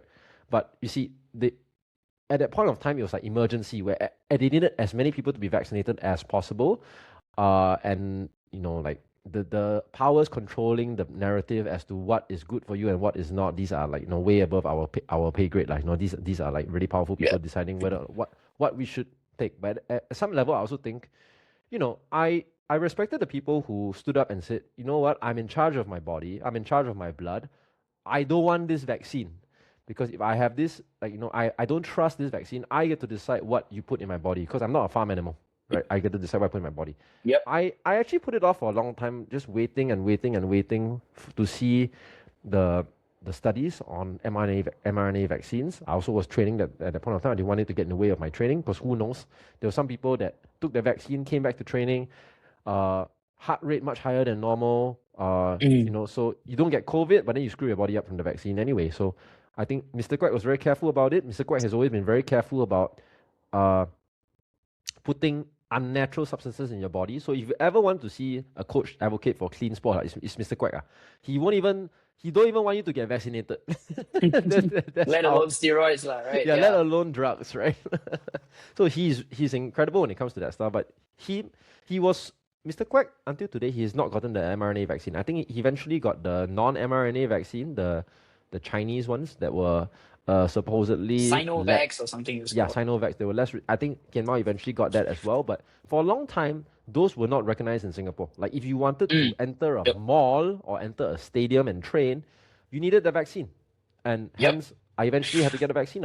And that's how they force people to take the vaccine. You see, they cannot regulate. They cannot say you don't take the vaccine, you go to jail. But they can say, okay, without a vaccine, you cannot enter a school. You cannot enter a stadium. You cannot enter this and that. So Mr. Quack used to coach us from outside the stadium. We will all take vaccine and run in the stadium. He will coach us from outside the stadium. Wow. Power. So is that why he was standing outside during your 5,000 meters national record? No, that was because no one was allowed in the stadium. Oh, bruh. Because I mean, I was gonna comment, right? As I was watching that video, I was like, hey, like, sure, the actual coach himself is not allowed into the stadium, under the pretext that, sort of safe distancing and, Yeah. and limits and everything. And yet I see like 3 or 4 officials standing under the tentage at the finish line, and they don't Yeah. really seem to be doing anything of Yeah, like, it's time essential stuff. So like I'm like, so you guys can stand there, but the actual coach cannot come in, man. Like, come on, lah, bro. Got to make an exception. Man, there are lots of there are lots of laws and rules in Singapore that don't make sense on the ground when you see it in practice, especially during COVID, because a lot of these Yep. laws were erected last minute, right? But our government is always, like overkill, better safe than sorry. That's a whole different discussion for another day. But yes, Yep. 100%, what you pointed out is true. I mean, whether or not Mr. Guai is on this side of the barrier or this side of the barrier doesn't make a freaking difference, lah. As far as Exactly. distancing goes, right? But that's a story for. I mean, that's a story for another day. But you're pointing out the correct thing there. Now, so yeah, if Kien Mau cannot enter the school, he cannot coach lah. So eventually, he went without renewing his contract, and so you guys heard about the news. What happened after that? So we heard about the news, and I guess it was a sort of like a celebratory atmosphere, especially for those who were still in the CCA like, at the point of time. Yes, he's gone. Yes. I guess it was sort of like that, lah, right? Yeah, so it was like that, and we were waiting for who the replacement is. So I think at that point of time, I think Mr. Stephen Lim, reverted to giving them the workouts for that interim period. Yes. And for those who had finished it, I think there was even a sort of like talk as in like, hey, you could have left a year earlier, then at least we could have like, been released from that whatever ordeal training was a year earlier, right? So that was the discussion among us, but none of us had the sort of What is audio wanting... training? Hang on. What is audio training?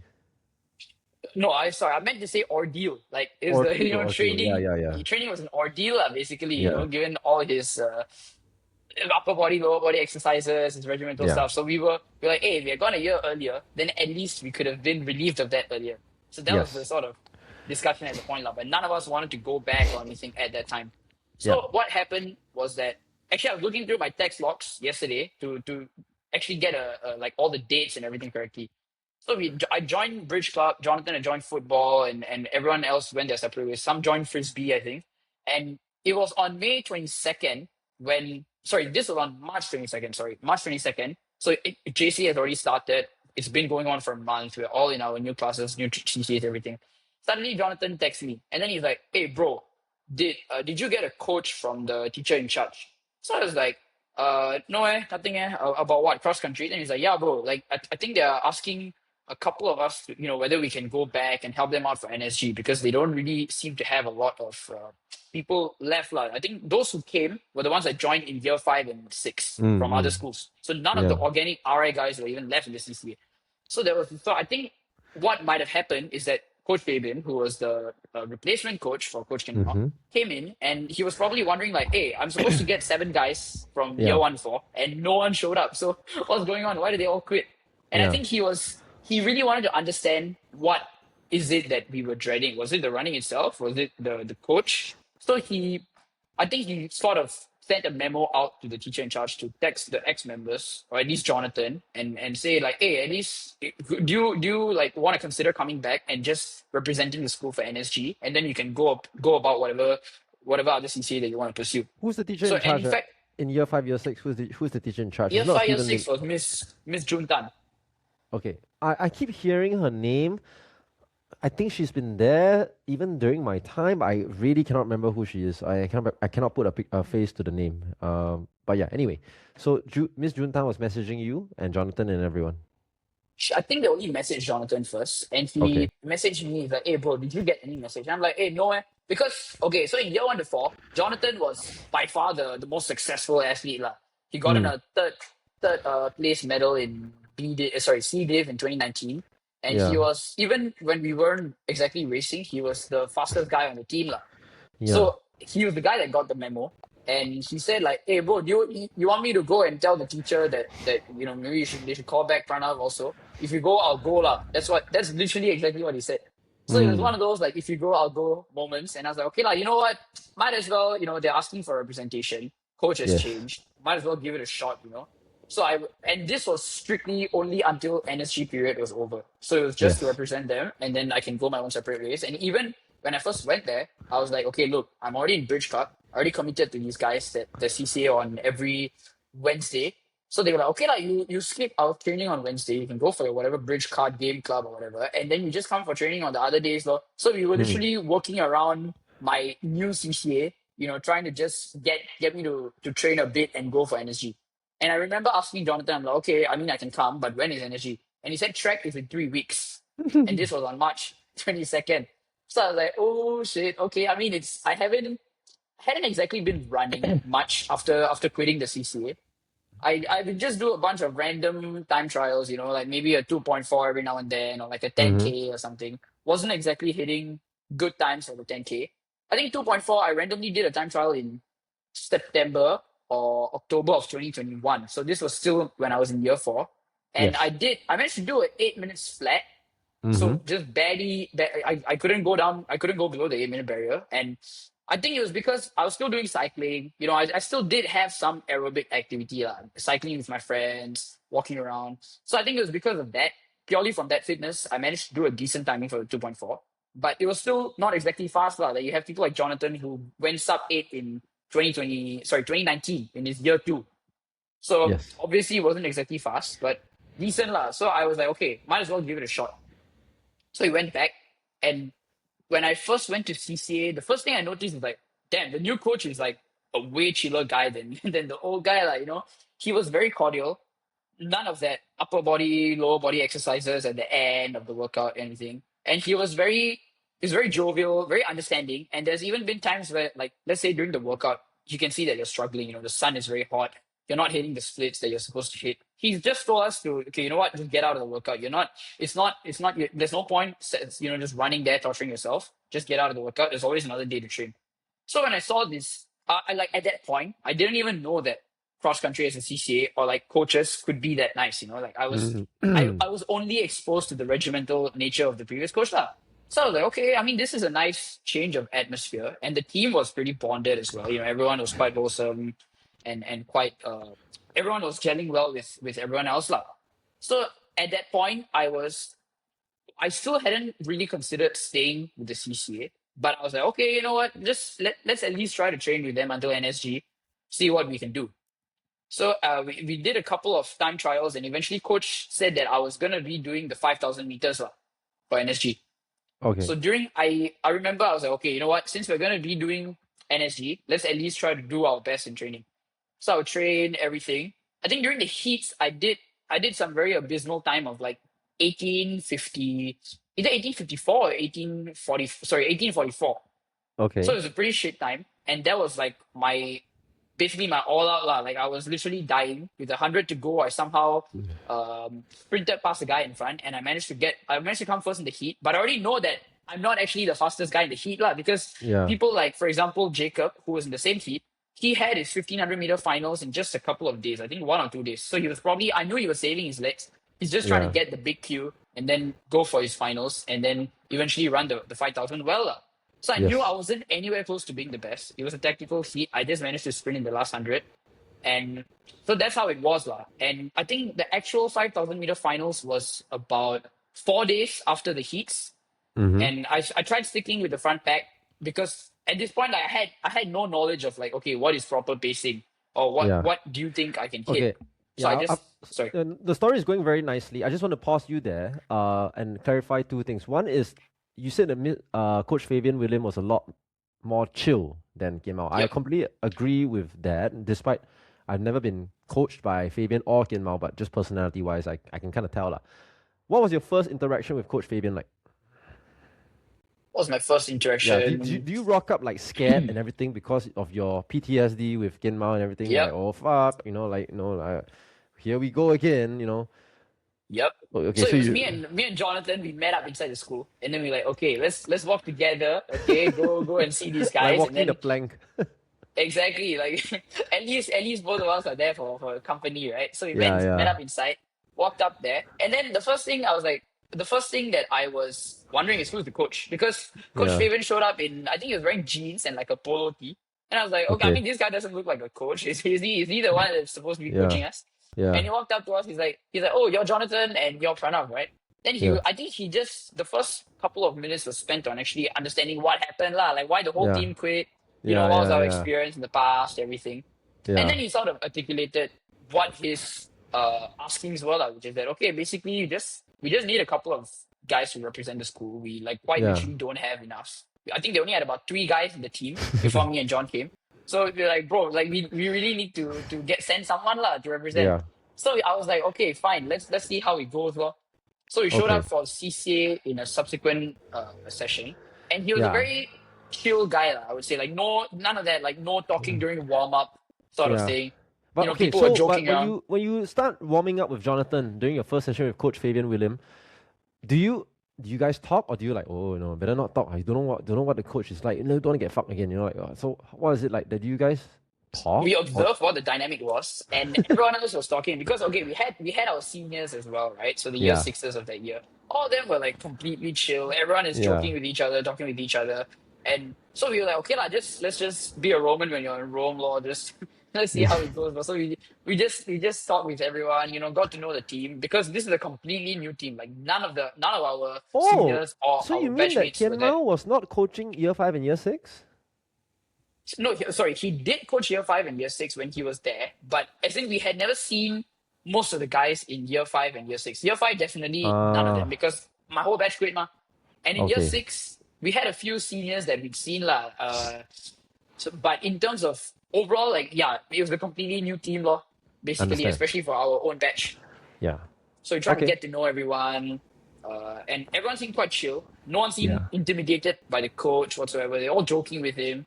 And one of my first memories is that he gave us sunglasses, right, during the training because it was very sunny. So I wore the sunglasses, and it really did help me in, you know, seeing my watch, you know, making sure I was hitting my You mean splits he for the brought workout. sunglasses for everyone to wear? Yeah, he literally had a bunch of sunglasses lying in his car. So What he brand? gave us sunglasses. It was, I don't remember everything. I don't remember what Yeah. brand it was, but all I know Yeah. is that, okay, it looked pretty good, did the job. Yeah. And at the end, I was like, okay, thanks, coach, for the sunglasses. Thanks for Yeah, so- lending them to me. He was like, just keep it lah. What do you need to give it back to me? I was like, damn, okay, like this dude is just handing out freebies. Okay, I'll take Yeah. it.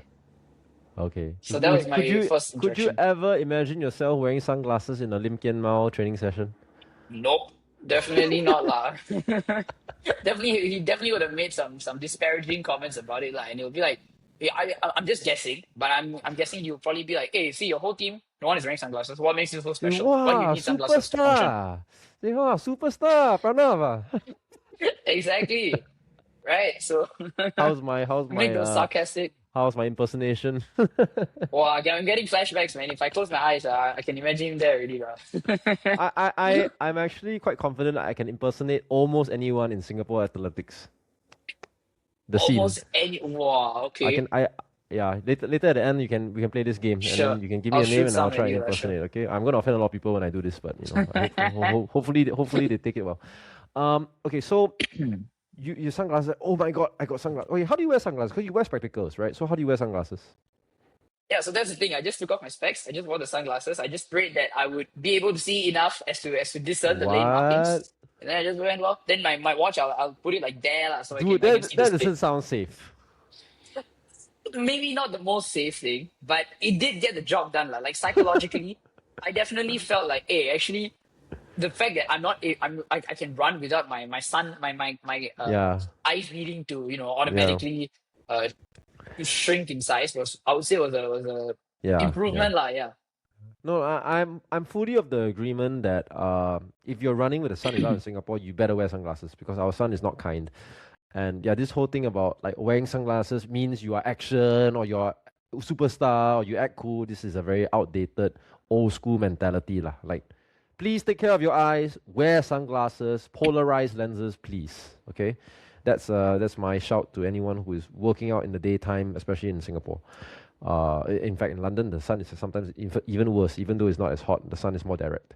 So, yeah. So your sunglasses, like, oh my god, first pair of sunglasses. I never owned sunglasses before. This is awesome. This guy is chill. He's handing out free shit.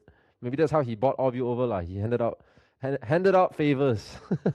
I mean, definitely it did. You know, given how like materialistic a typical year 5 student was, you know, when you see a guy handing out free shit, you're like, hey, like this dude, and you tend to juxtapose that against your previous coach. You're like, damn, this guy is a complete polar opposite of what the previous guy did. And yeah, so that's how it sort of started. So I was like, damn, okay, you know, maybe doing this until NSG isn't the worst thing in the world, you know. Yeah. So I did Okay. that.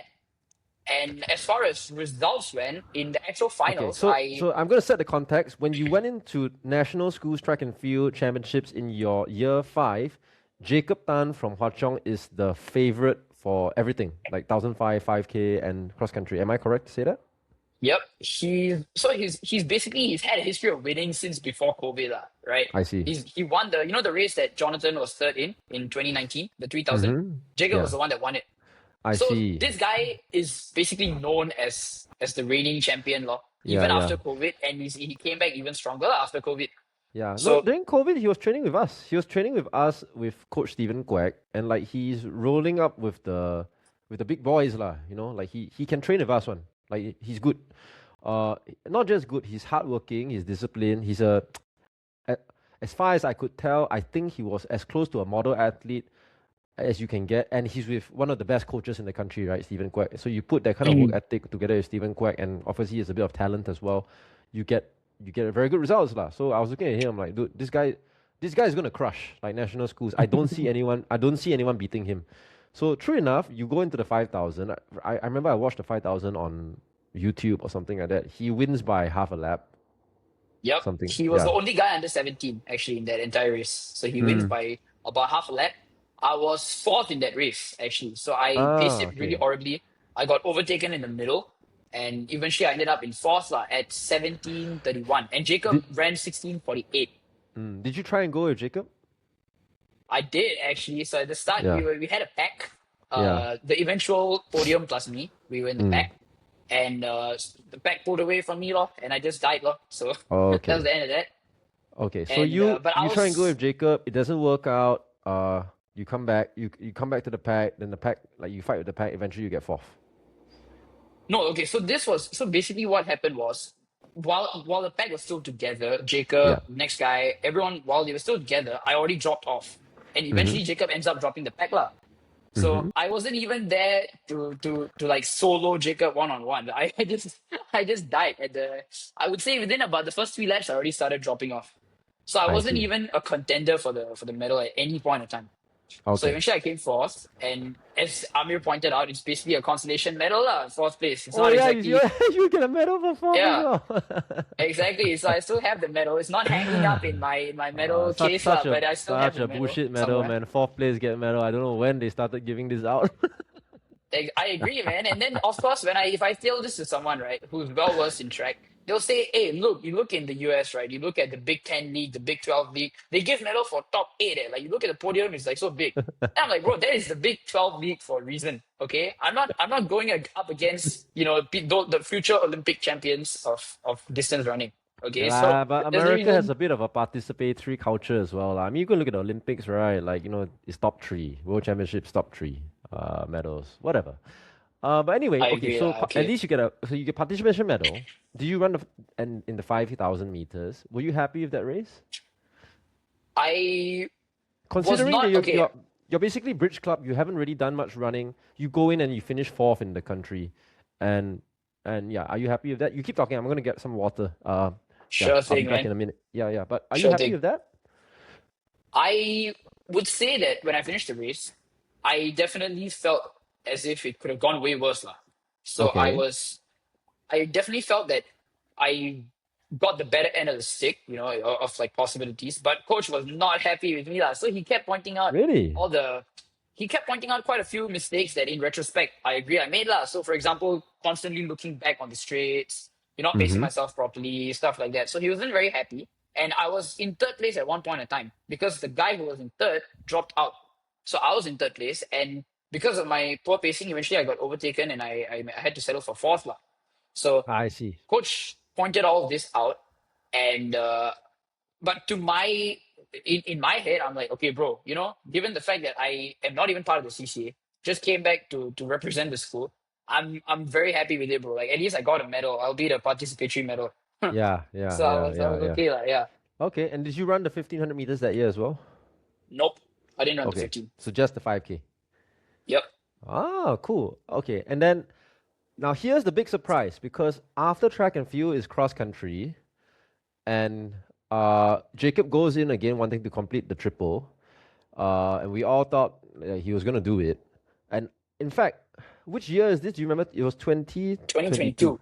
Yeah, 2022, right? Okay, actually, I wasn't there that year. I went for cross country in 2023 just to do my own easy run while you guys were racing. But 2022, what happens is after the race, I see that Jacob, like someone tells me that Jacob got second. I was like, Jacob got second? Like, who did he lose to? Is it this guy Pranav from Raffles, then I was like, did he run in the 5K? And then they were like, oh, he was like fourth. I said, oh, so he was fourth in the 5K 3 weeks Actually, I ago. think you're getting the year wrong, bro. This was in 2023 when I Oh, won when I won didn't it. Yeah, so in Jacob? 2022. Yeah, he got second in 2022, but it wasn't to me. Oh, okay. I Yeah, didn't realize that. Who did he lose to? he lost to well, let me think. He lost to Brian Shong from ACS. Brian?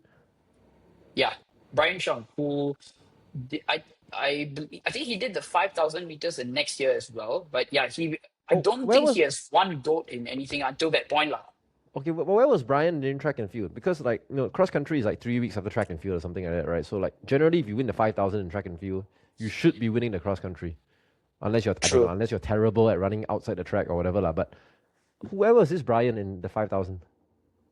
I think why okay now that okay, I wasn't exactly paying attention to the name list, given that I Mm-mm. wasn't even in the CCA, but I believe he was in that race. But I'm guessing something might have gone wrong during the Mm. 5,000 track, and maybe he didn't run up to his full potential, I which he see. realized Okay, across. Yeah. I see. So Jacob lost to Brian, and then you ran cross country as well in 2022. Yep, I did do cross country. I Nice. got about, I think, eighth or ninth place. Okay, Yeah. so coming from Bridge Club, training like 3 weeks, you got fourth place in the 5,000, eighth place in cross country. Were you happy with the cross country race? What was your goal going in? Like, I had no goals, bro. Like genuinely just finished the thing. Because at that point, right, I didn't even own like a GPS watch or anything. So I didn't even know what pace I was going. Okay. mm. So my goal was to just finish that thing and Oh then my! just end my stint in. When we ran cross country back in the day, no one had a GPS watch lah. Okay, true, true. Okay, I sound like a spoiled little strawberry generation kid here. Like, oh, we didn't even have a Garmin. And then you guys back in the day were like, what is a Wearing Garmin, right? Timex So watch. Yeah, it's like it's basically okay. We run the course beforehand, so we know from the start line to this big tree, Mhm. what's your split supposed to be, and then from that tree to the top of the Bedok Reservoir Hill, what should your split be, and then from the top of the hill down to the finish line, roughly what your split should be. That was how we ran it. Mm. Okay, I mean so you that didn't I have. would say that's pretty scientific, lah. Yeah, for me the strat was to just so me and Jonathan were sticking together, and Yeah. eventually I got dropped by Jonathan at around the pumping station, lah, at the far Okay. side of the reservoir. Yep. Yeah. Okay, and then you had to climb the big hill lah. It's a very punishing hill. Okay, I guess cross country with that big hill, it does make things a bit more unpredictable compared to the track, which is flat lah. So, there's that. Okay, Actually, I so think they after, took out the hill. No. oh my God, you guys are so Yeah, soft. I'm not. I know you're gonna rage at this, but I think they took. You know that you're referring to that like as in the Yes, biggest hill in the reservoir, right? The one you climb yes, all the way to the top. There's a nice view. Yeah, they yes, took it yes. out. Yeah. Oh my God, oh my God. That's the only thing that made it a cross country race at Burrow Reservoir. My Lord. Ah, Yeah. and then they start people in waves, right? Or did in your in year five, did they start you guys in waves, or was it like all start together? So in year five it was a mass start, but in year That's start. six it was a wave thing. Yeah. The wave thing is the stupidest thing I've ever seen cross country devolve to. The mass start Agree, is man. what I makes it cross agree. country. Who the hell does cross country in waves? I do not know. Anyway, so after your year five, when you finish eighth at cross country, what happens there? Does Coach Fabian say like, "Hey, come back next year, we try again," or are you like, okay, I did my part, I don't want to do this anymore, or were you like, okay, actually I had fun, let's see if I want to do this one more year. I think it was the latter, lah. So at that point I had pretty much gelled with the entire team already. There's no Mm, sort of animosity as to like, oh, I'm an outsider or whatever. And yeah, I like the process. I like the coach. I like the training environment. I felt like I was working on myself, lah. So I was awesome. like, okay, you know what? Why am I even dreading? Why am I even wanting to go back to Bridge Club? Like I have some kind of obligation to go back. Like it's. I wanted to go there because I just completely. I was done with the sport, done with the coach. I just wanted to Mm-hmm. be in an aircon room. But now that all those problems have gone and I Yeah, got my best result in NSG thus far, maybe it's a sign to continue. Lor. So yeah, that was my mentality. So I awesome. transferred officially. Okay, and then you transferred officially, and then when do you start training for year six? Because spoiler alert, year 6 Pranav goes on to win 3 gold medals. The cross country first, the 5,000 meters second, and then the 1,500 meters on the final day. That's actually the first time I watched you race the 1,500 meters. Yeah, Oh, that's the you were first time there at the stadium that I day. was there. I was there with the Sea Games team to take photos with the fans and sign autographs and everything. And then I walked down because I knew Jacob lah. So I actually walked down to Mm-hmm. cheer for Jacob and like take videos and watch how the race went. And that's the first time I saw you race. I'd seen the 5,000 video before the 1,005, but I was not there in person. So, Mm-hmm. but yeah, it was like literally like 4 weeks before Sea Games or something like that year. So they were activating the Sea Games members to go down there and sign autographs and shit lah. Got So it. actually nowadays no autographs already. Nowadays it's selfies. back in Exactly, the man. Yeah. back in the 2000s maybe it was autographs. Okay, but anyway, so yeah, what happens there? Where does the build up start? Are you like, okay, I enjoyed it. Now I got 1 year to prepare for year 6. Like I'm gonna lock in and I'm gonna train. Honestly, no. So at that point, so immediately after cross country, I went on a nice long vacation to the US with my family. Did a nice Perfect. road trip, zero running, Yeah. nothing.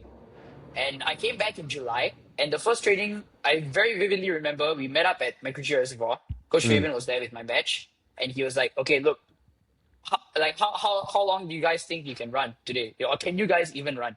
And most of us weren't exactly in a promising state, lah, right? I mean, We, all of we you couldn't took like even what 2 months off after cross country. about a month and a half. Cross country was on May 17th, I believe. And Okay, after June holidays, immediately it's common tests. So you got to I see. mark, no Yeah, running yeah, yeah. whatsoever. So when we first met, it was in July. Yeah. So it was Okay, in July in McRitchie. And Coach okay. Fabian was like, okay, look, let's be truthful here, guys. Like, how many of y'all can even run? And Yeah. most of us said no, lah. So we went for a nice little walk at about like 8-minute pace or something within McRitchie for about 11 kilometers. And that was the first session back. So it was a very, Wow. Fabian walked with yeah, you we guys? completely, yeah, he walked with us as well. Yeah. So we went there, nicely go up, the treetop, the Jelutong Tower. We Yeah. climb up. He took a picture of all of us, the photo session. And then he was like, okay, how many steps are there on that thing? How many of y'all counted? And none of us counted lah. So we just threw out some bullshit numbers. And Yeah. so it was a very informal, very, very like gamified sort of session lah. No Yeah. sort of intent whatsoever. So that was the Yeah. first training back. And see, even with Coach Kien Mau and at the start with Coach Fabian, I always saw myself as a realist. I didn't see myself as someone who's going to go there and then make all these goals that I know I cannot achieve or Mm. allegedly I know I cannot achieve. Like with Coach Kien Mm-hmm. Mau, like he was really pushing us like, hey guys, y'all gotta do your goal settings, y'all gotta y'all gotta make sure you have your goals. And like I specifically remember telling him, I'm like, see, coach, as much as I want to say I'm gonna get first, I know it's not gonna happen. So why would I Yeah. go and promise something that I know that is not possible? Because there's Mm-hmm. people out there who are training seriously, more talented than me. Why would I want to promise something that I know I cannot deliver and then be disappointed? So Mm. I was a very realistic person, lah, or so I thought. So Mm-hmm. I didn't have that sort of goal to ever win a race or let alone get the triple goal, lah, right? I was just, Mm. let's go and see what happens, though. If I Yeah. can improve upon last year, that's a win in my books already. Okay. So And Coach Fabian never asked you to be like, okay, what do you want to do next year? Like, let's set some goal setting plans or whatever. He never did that. we did have some goal settings, but it was it wasn't really specific towards me, lah. Like he didn't come up to me in 2022 and then say like, hey, I think next year you got potential to win the gold or anything. Not in 2022, like, at least. Mm. So I would say 2023, when I first came back to training in January, I Mm-hmm. specifically remember I DNF'd the workout because I Mm-hmm. was in such shit condition. But okay, I just put my head down. I just did whatever the coach told me to do. There was Yeah. I didn't really question what's the intent behind this or what is Yes. this targeting? Is this VO2 max? Is this aerobic, anaerobic? I didn't question any of that Yeah. because not that I knew what it was back in the day. So Yeah. coach will just tell us, okay, this is the workout. Maybe 6 by 400 at this pace. This is going to be the Mm-hmm. best, okay? And we'll just execute it. So that was the Okay. one good thing about our squad. Like, we didn't ask questions or anything. So eventually we executed a couple of these workouts. Wings cross country comes along in February of 2023, Yeah. and it's a pretty good race to gauge where everyone is at, lah. So not Yes. just your school, but every other school, because they all like to partake in their U21, U18, all these divisions, Mm. right? So it's a very good opportunity to gauge where everyone is at. So during Yes. wings, I remember I was fourth place. So first place was the international guy, Daniel McKinney, from an international. He's also based in the UK right now, I believe. I think he came up to me at Battersea Park and said hi once. And that's how I was aware of him. Yeah. Yeah, I know he was a Mhm. triathlete or duathlete or something like that, right? Yeah, okay. I I don't exactly know what his history is, lah, but I know he's a pretty phenomenally talented guy. I think okay. he's done a 15:01 or something recently lah, for 5K, so he's a pretty fast Nice. guy. Yeah. Yep. But he wasn't our worry because he's not in the NSG circuit, right? So he was Mm, number one. Second was Jacob. Third was Brian, the defending national cross country champ, and I was mm-hmm. fourth. So I was like, okay, you know what? That's better than last year, coming in something abysmal like eighth or ninth place. So I'll take it. And that's when Coach Fabian came up to me during some of the training sessions, or it wasn't exactly something that was very serious, but he came up to me and he's like, "Hey, I think you got potential to win. I'm pretty sure you know all these people that you're idolizing in your brain, thinking that these guys are gods or whatever. I think you have the potential to beat them." And at that time, I was pretty dismissive. I was like, "Look, at the end of the day, this is what he's paid to do, right? A coach, you got to motivate your team. You just got to tell them that you can go and win, and whatever happens, happens. Well, but in reality, does it mean that to me?" I said I thought no lah. So I just Okay. went into the and okay. And another thing is that they keep switching around the order of cross country and track. So in Yeah. 2022, it was track and then cross, right? In Yeah. 2023, it was cross at the end of March and then it was track at the end of April. Yeah. Yes. Yep. So I went into cross country, uh, purely wanting to just stick with the front pack and see how long I can hang on lah. Mm. So time goes on, so people start dropping off, and eventually it's just me and Jacob. So I was like, Mm. okay, come, let's just try to stick with this guy. And then if he drops me at say the bistro, or he drops me a bit earlier, at least I'm far enough away from third that I can come in Mm. second. So that Okay. was the idea going in. Because and another thing is that at this point, right, my 5K PB is literally like 17:31 from the previous Yes. year's NSG. Yes. And eventually, I went to the distro. I was like, okay, you know what? I'm 200 meters away. I'm gonna kick. I ended up pulling away, and I ran 16:02 for that 4.8 km course, which is about what 320 per km. Mm. So if you had asked me on paper whether would I be able to run 16:02 to beat the second guy, I would say no lah, because my 5K PB is more than 331 pace, right? Or Yeah. rather 330 pace. So So you it beat was very Jacob. unexpected. So you beat Jacob in the last 200 meters of that cross country final. Is that Yep, right? Okay. yep. And were you? At what point did you realize that you can win? Because all this while, it sounds like you're saying you don't believe you can win. You're just hanging on, hoping for the best. Maybe if he helps you get away from cert. So at what point do you realize that, I have a chance to win? I would say near the bistro, because that is The like bistro. you Okay, used to okay. practice doing strides. Okay, so for people watching, yeah, they're not gonna know where the bistro is in comparison to the finish line. So I know where the bistro is. I would estimate it's about 200 meters away from the finish line. Yep.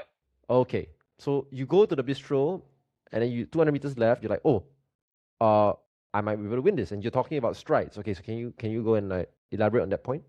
So we would actually during training and stuff, I remember vividly that we would do strides from that bistro to the finish Mm, line. So to okay, me, having reached that point during the actual race, it was just okay. You just got to imagine that this is just another stride. You're just gonna pull away from this guy, and if you cross the line, hopefully you're the winner. And the keyword I is see. hopefully. Why? Because they started doing waves, as you said, which is I would say is one of the most asinine ideas that they've thought about lah. Because even when I crossed the line, right, you can go dig out the video from I don't know where it is, somewhere on YouTube. You dig out the Yeah. video, right? I was gonna raise my hand to do a celebration, but at that moment it struck me. I'm like, bro, Pranav, let's say you do celebrate like you're the winner, and then some guy from wave 3 runs 16:01, and he ends up being the winner. He's just gonna look like an idiot. It's gonna be Yeah. all over Instagram. Some guy is gonna be making a meme saying, "Oh, this guy thought he won, but he lost the race or whatever." I didn't want to end up in a compilation like that, so I half raised my hand, so it's at like a 45-degree angle with the ground, and I was Yeah. just praying to every god I knew that I had won the race lah. Yeah. So I finished that race, and eventually results came in, and it said that I was first lah. So I was okay. Okay. Like that's a bonus. Yeah. This didn't even set in at that point Yeah. in time. But were you stunned? Because you ran faster than you ever have, and you beat Jacob. We have never beaten Jacob before, and Jacob was known as the favorite and a big name and what have you going into that race. Lah. So were you stunned? Yeah, completely unexpected, bro. Like I Okay. definitely like even in my dreams, I didn't think that I was gonna Right. go win a whole ass cross country race. Like if it was a Yeah, you know, 5K national or a schools cross 15, country champion. Yeah, I mean, like not many people get to do that. And then you turn around, you mm, see Jacob. Was he disappointed or crushed or anything like that? he was. Okay, I don't think I went and I don't think I interacted with him immediately after the race because you know how Okay. the finish line is, right? The previous Yeah. division is still coming in, and then you Yes, have yes, one yes. guy saying, "Hey, you cannot lie down here. You got to go." Yeah, So yeah, I yeah, yeah. was I was pushed away from that place. I didn't see him for a while, but eventually we did see each other on the lineup to get on the podium, lah.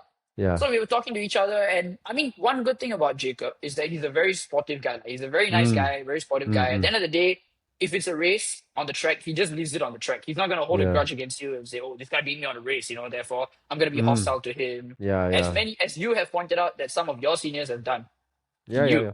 Yeah, yeah. Yeah, Some people don't take losing very well. exactly. So Yeah. he's not the kind of guy to go do that, lah. So I mean, until now we're still friends, and Mm. we see each other on start lines and everything, and I think we have a pretty good relationship with each other, lah. Nice. So And did you talk to him before that race even? Or, like, because before that, before, I no, wouldn't I say you don't think I idolize talked to him, him. lah, but you definitely looked up to him as this guy is like one level above, pretty much unbeatable. So were you guys ever friends before that? Did you talk or whatever? In 2022, when I got fourth place and won the 5,000 meters, I went and took a picture lah, because he's the Ah, winner, right? So I'm like, okay, okay. let's go take a picture of the winner. I can I like saying see. that, oh, this is the winner of the I see. 5,000. But you So never that like talk was, to him or like or maybe follow him on Instagram maybe? yep, I did follow him on Instagram to send him that picture in Yeah. 2022. But Yeah. yeah, apart from that, I don't think we interacted much lah, because I I wasn't see. even on the cards, when it came to Yeah, like yeah. Did, prospective winners. did he follow you back? Yeah, yeah, he did Yeah, follow me back. okay. Yeah, Nice guy lah. yeah, he's a nice guy, like, nice guy. Yeah. Okay. Okay. So that So happened. yeah, I mean, I haven't spoken to Jacob about that. He has not done a solo episode with me yet. So but he did say that because he lost at cross country to you that year, that really brought him down lah. Because he wanted the triple very badly. I think the previous year he almost completed it, lost to that guy Mm, Daniel Isaac. I don't know what his name was. Brian. Brian. Okay, I got none of the above. I lost to a ACSI boy Brian, and then he'd been training a whole year. He really wanted this. Uh, I may even have seen him. In fact, yeah, I saw him training. I saw him probably training a few times with us in the lead up to cross country and track that year in 2023 because I was training for SEA Games and he was training for his national champs. So, and I think he was too quick for the rest of his team, so he would train with us instead, the older boys at Active SG. So, yeah, then he goes on and he loses to you, and I think by his own admission, it really brought him down. Lah. And after that, he started spiraling downwards and he didn't have as much confidence going into track. But it sounds like you guys didn't really talk anyway, right? Between cross country and track? No, we didn't. So I didn't go and like message him, or he didn't message Right. me or anything.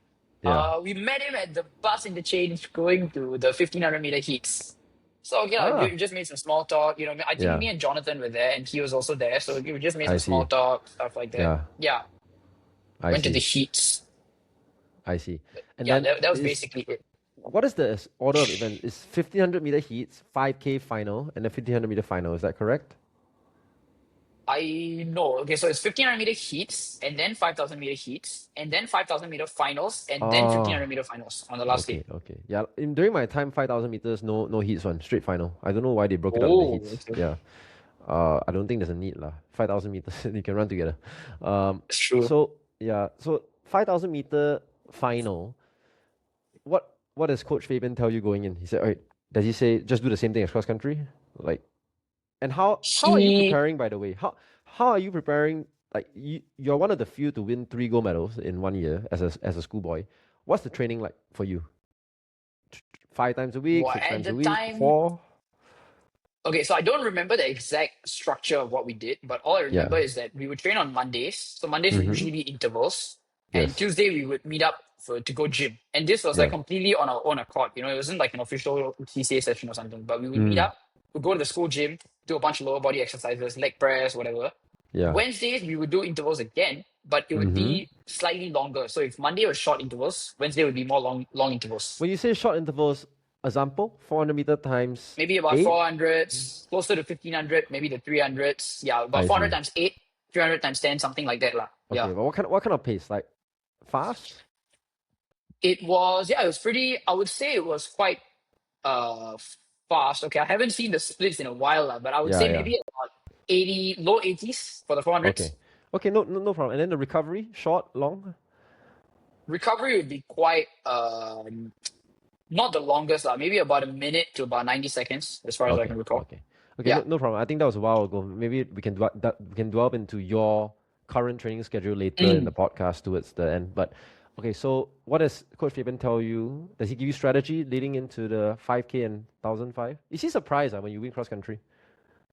He was not surprised. I was very surprised. And then I told Yeah, him, like, Coach, I won. I mean, obviously he knows that I won lah. I went yeah, to him, yeah. he's like, bro, I told you so, man. I told you you're gonna Uh, do it. yeah. I was the guy who was surprised. Yeah. Ah, nice.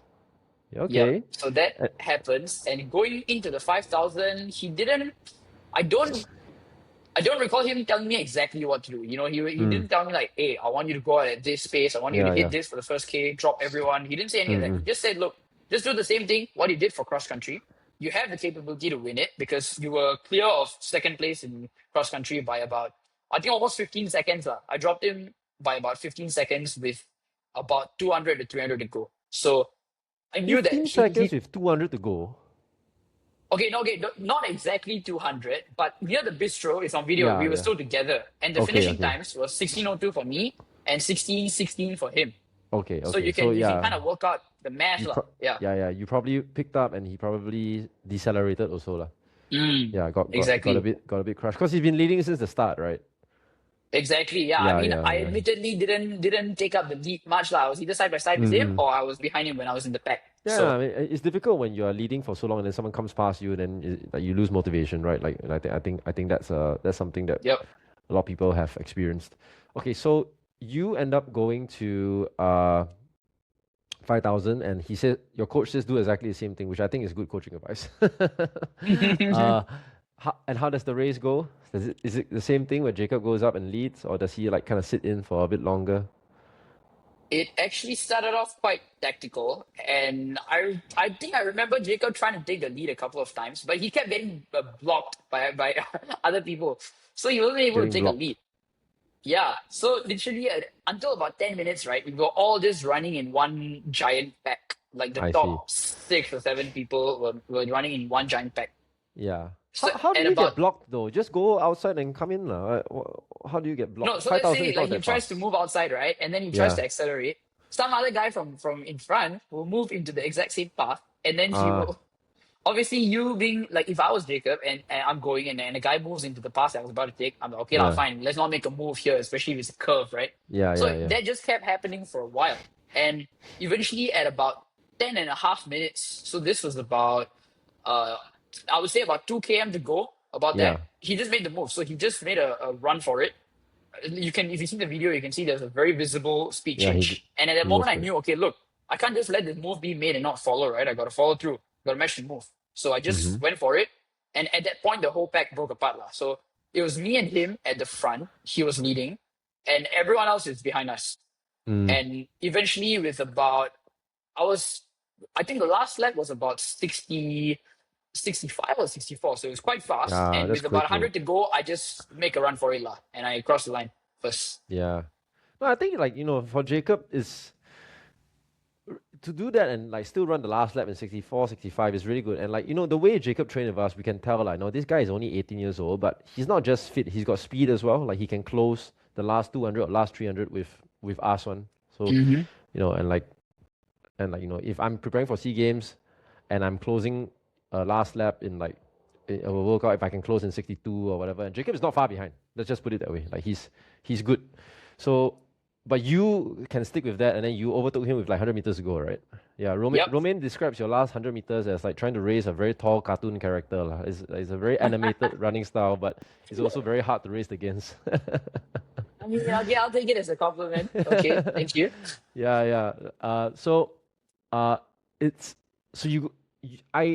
so I remember watching you win that race on YouTube, and I remember thinking, it's like, oh my god, like this guy is actually really, really quick on the finish, and the 1,005 is obviously a lot shorter than the 5,000. I think Jacob's got his work cut out for him, lah. So in the back of my head, I thought like Jacob is probably going to lose the 1,005 unless he has an extremely good day and somehow manages to make the race very hard from the start. And I think he knew that. But we are still his seniors and everything. Like, I'm a Raffles boy, but because Stephen Craig is now coaching the Hwa Chong guys, like effectively, I'm their senior if they train with us. It's quite funny how that works. So we see him before the start of the 1,005 final. I was like, yeah, go out there, do your best, like run a brave race, run a race that you can be proud of. And to the best of my memory, I think he tries. He leads a lot of that race. And then the last 100 meters, there's another Hwa Chong boy, a Thai guy or something like that. He comes alongside, and I see, okay, now it looks like he is the biggest threat for Jacob's gold medal. And then suddenly you come by on lane 2 and then just like bang. And then there's no competition. And then I was like, same thing as the 5K. So very good finish. And you run, it's a good time as well. You ran what, 4:15? 4:15.02 or something along those lines. Yeah. Low 4:15s. But you're quite clear of the rest because they were like more than 1 second behind. And all the damage was done in the last 100 meters. Yeah. So same strategy? Was that the same? Like just tuck in and Yeah, wait for the at last that point, I was like, okay, look, I've won 2 races. I might as well just do the same thing for the last one. And see, to me, it's a very logical thing. Like, why would I lead a race if I don't want to lead it? I'm going to be taking in all the resistance for everyone. I'm not going to lead it. And if the pace drops because of that, it's even better for me. It just stays into my hands. So it's a win-win situation. Yeah. And Jacob was leading the whole thing, as you said. With about 100 to go, I specifically remember I was boxed in. So there's a guy behind me, there's a guy to the side of me, Jacob was in front. And I remember like thinking, I remember thinking inside my brain, I'm like, bro, Pranav, you came all this way and you're going to lose the race because you got boxed in because you, like a lazy idiot, didn't want to lead before the last 100 meters. So I remember thinking that. And at that moment, I had to decelerate, go around the guy on my right side, and then just make a run for it. And if you see the video, I actually check on my side with about 20 meters to go because I really don't know whether I'm clear of them or whether they're like right behind me. So I check. I don't trust the Jumbotron on the at the end because I'm like, okay, there's probably a delay on it or something. So I check. How did the race feel though? Like, I cannot remember the splits, but I distinctly remember Jacob probably wanted to run around 68 seconds a lap so that he can run around 4:15. And I thought that if he ran 4:15, there's a good chance he can win. And true enough, the winning time is 4:15. I think he was more like 4:16, but close enough. So was it like 68, 2:16, 3:24? Okay. No, the first lap was about 70 or 71, so we were not on pace for 68 second average. Yep, he was leading the whole thing, Okay, so I guess if he goes out in 70, then that's a bit conservative. But it's not easy, right? Pace judgment and everything. So 70, and then what, 2:18? Something along those lines. So it was quite slow. I think 2:18 or 2:19, something like that. Okay. But we were not. I remember the last lap was about a 64 or a 63. Okay. So again, fast last lap. At any point of that race, does it feel difficult for you?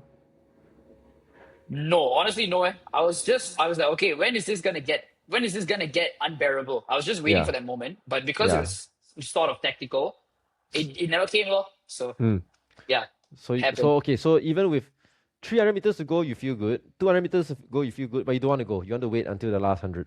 Yeah, I don't want to go because simply I'm just trying to be the most lazy guy out there. I just want to win it, and I don't want to risk blowing up or anything. So I'm like, okay, look, I know in the last 100, if me and everyone else are side by side, I'm gonna get it.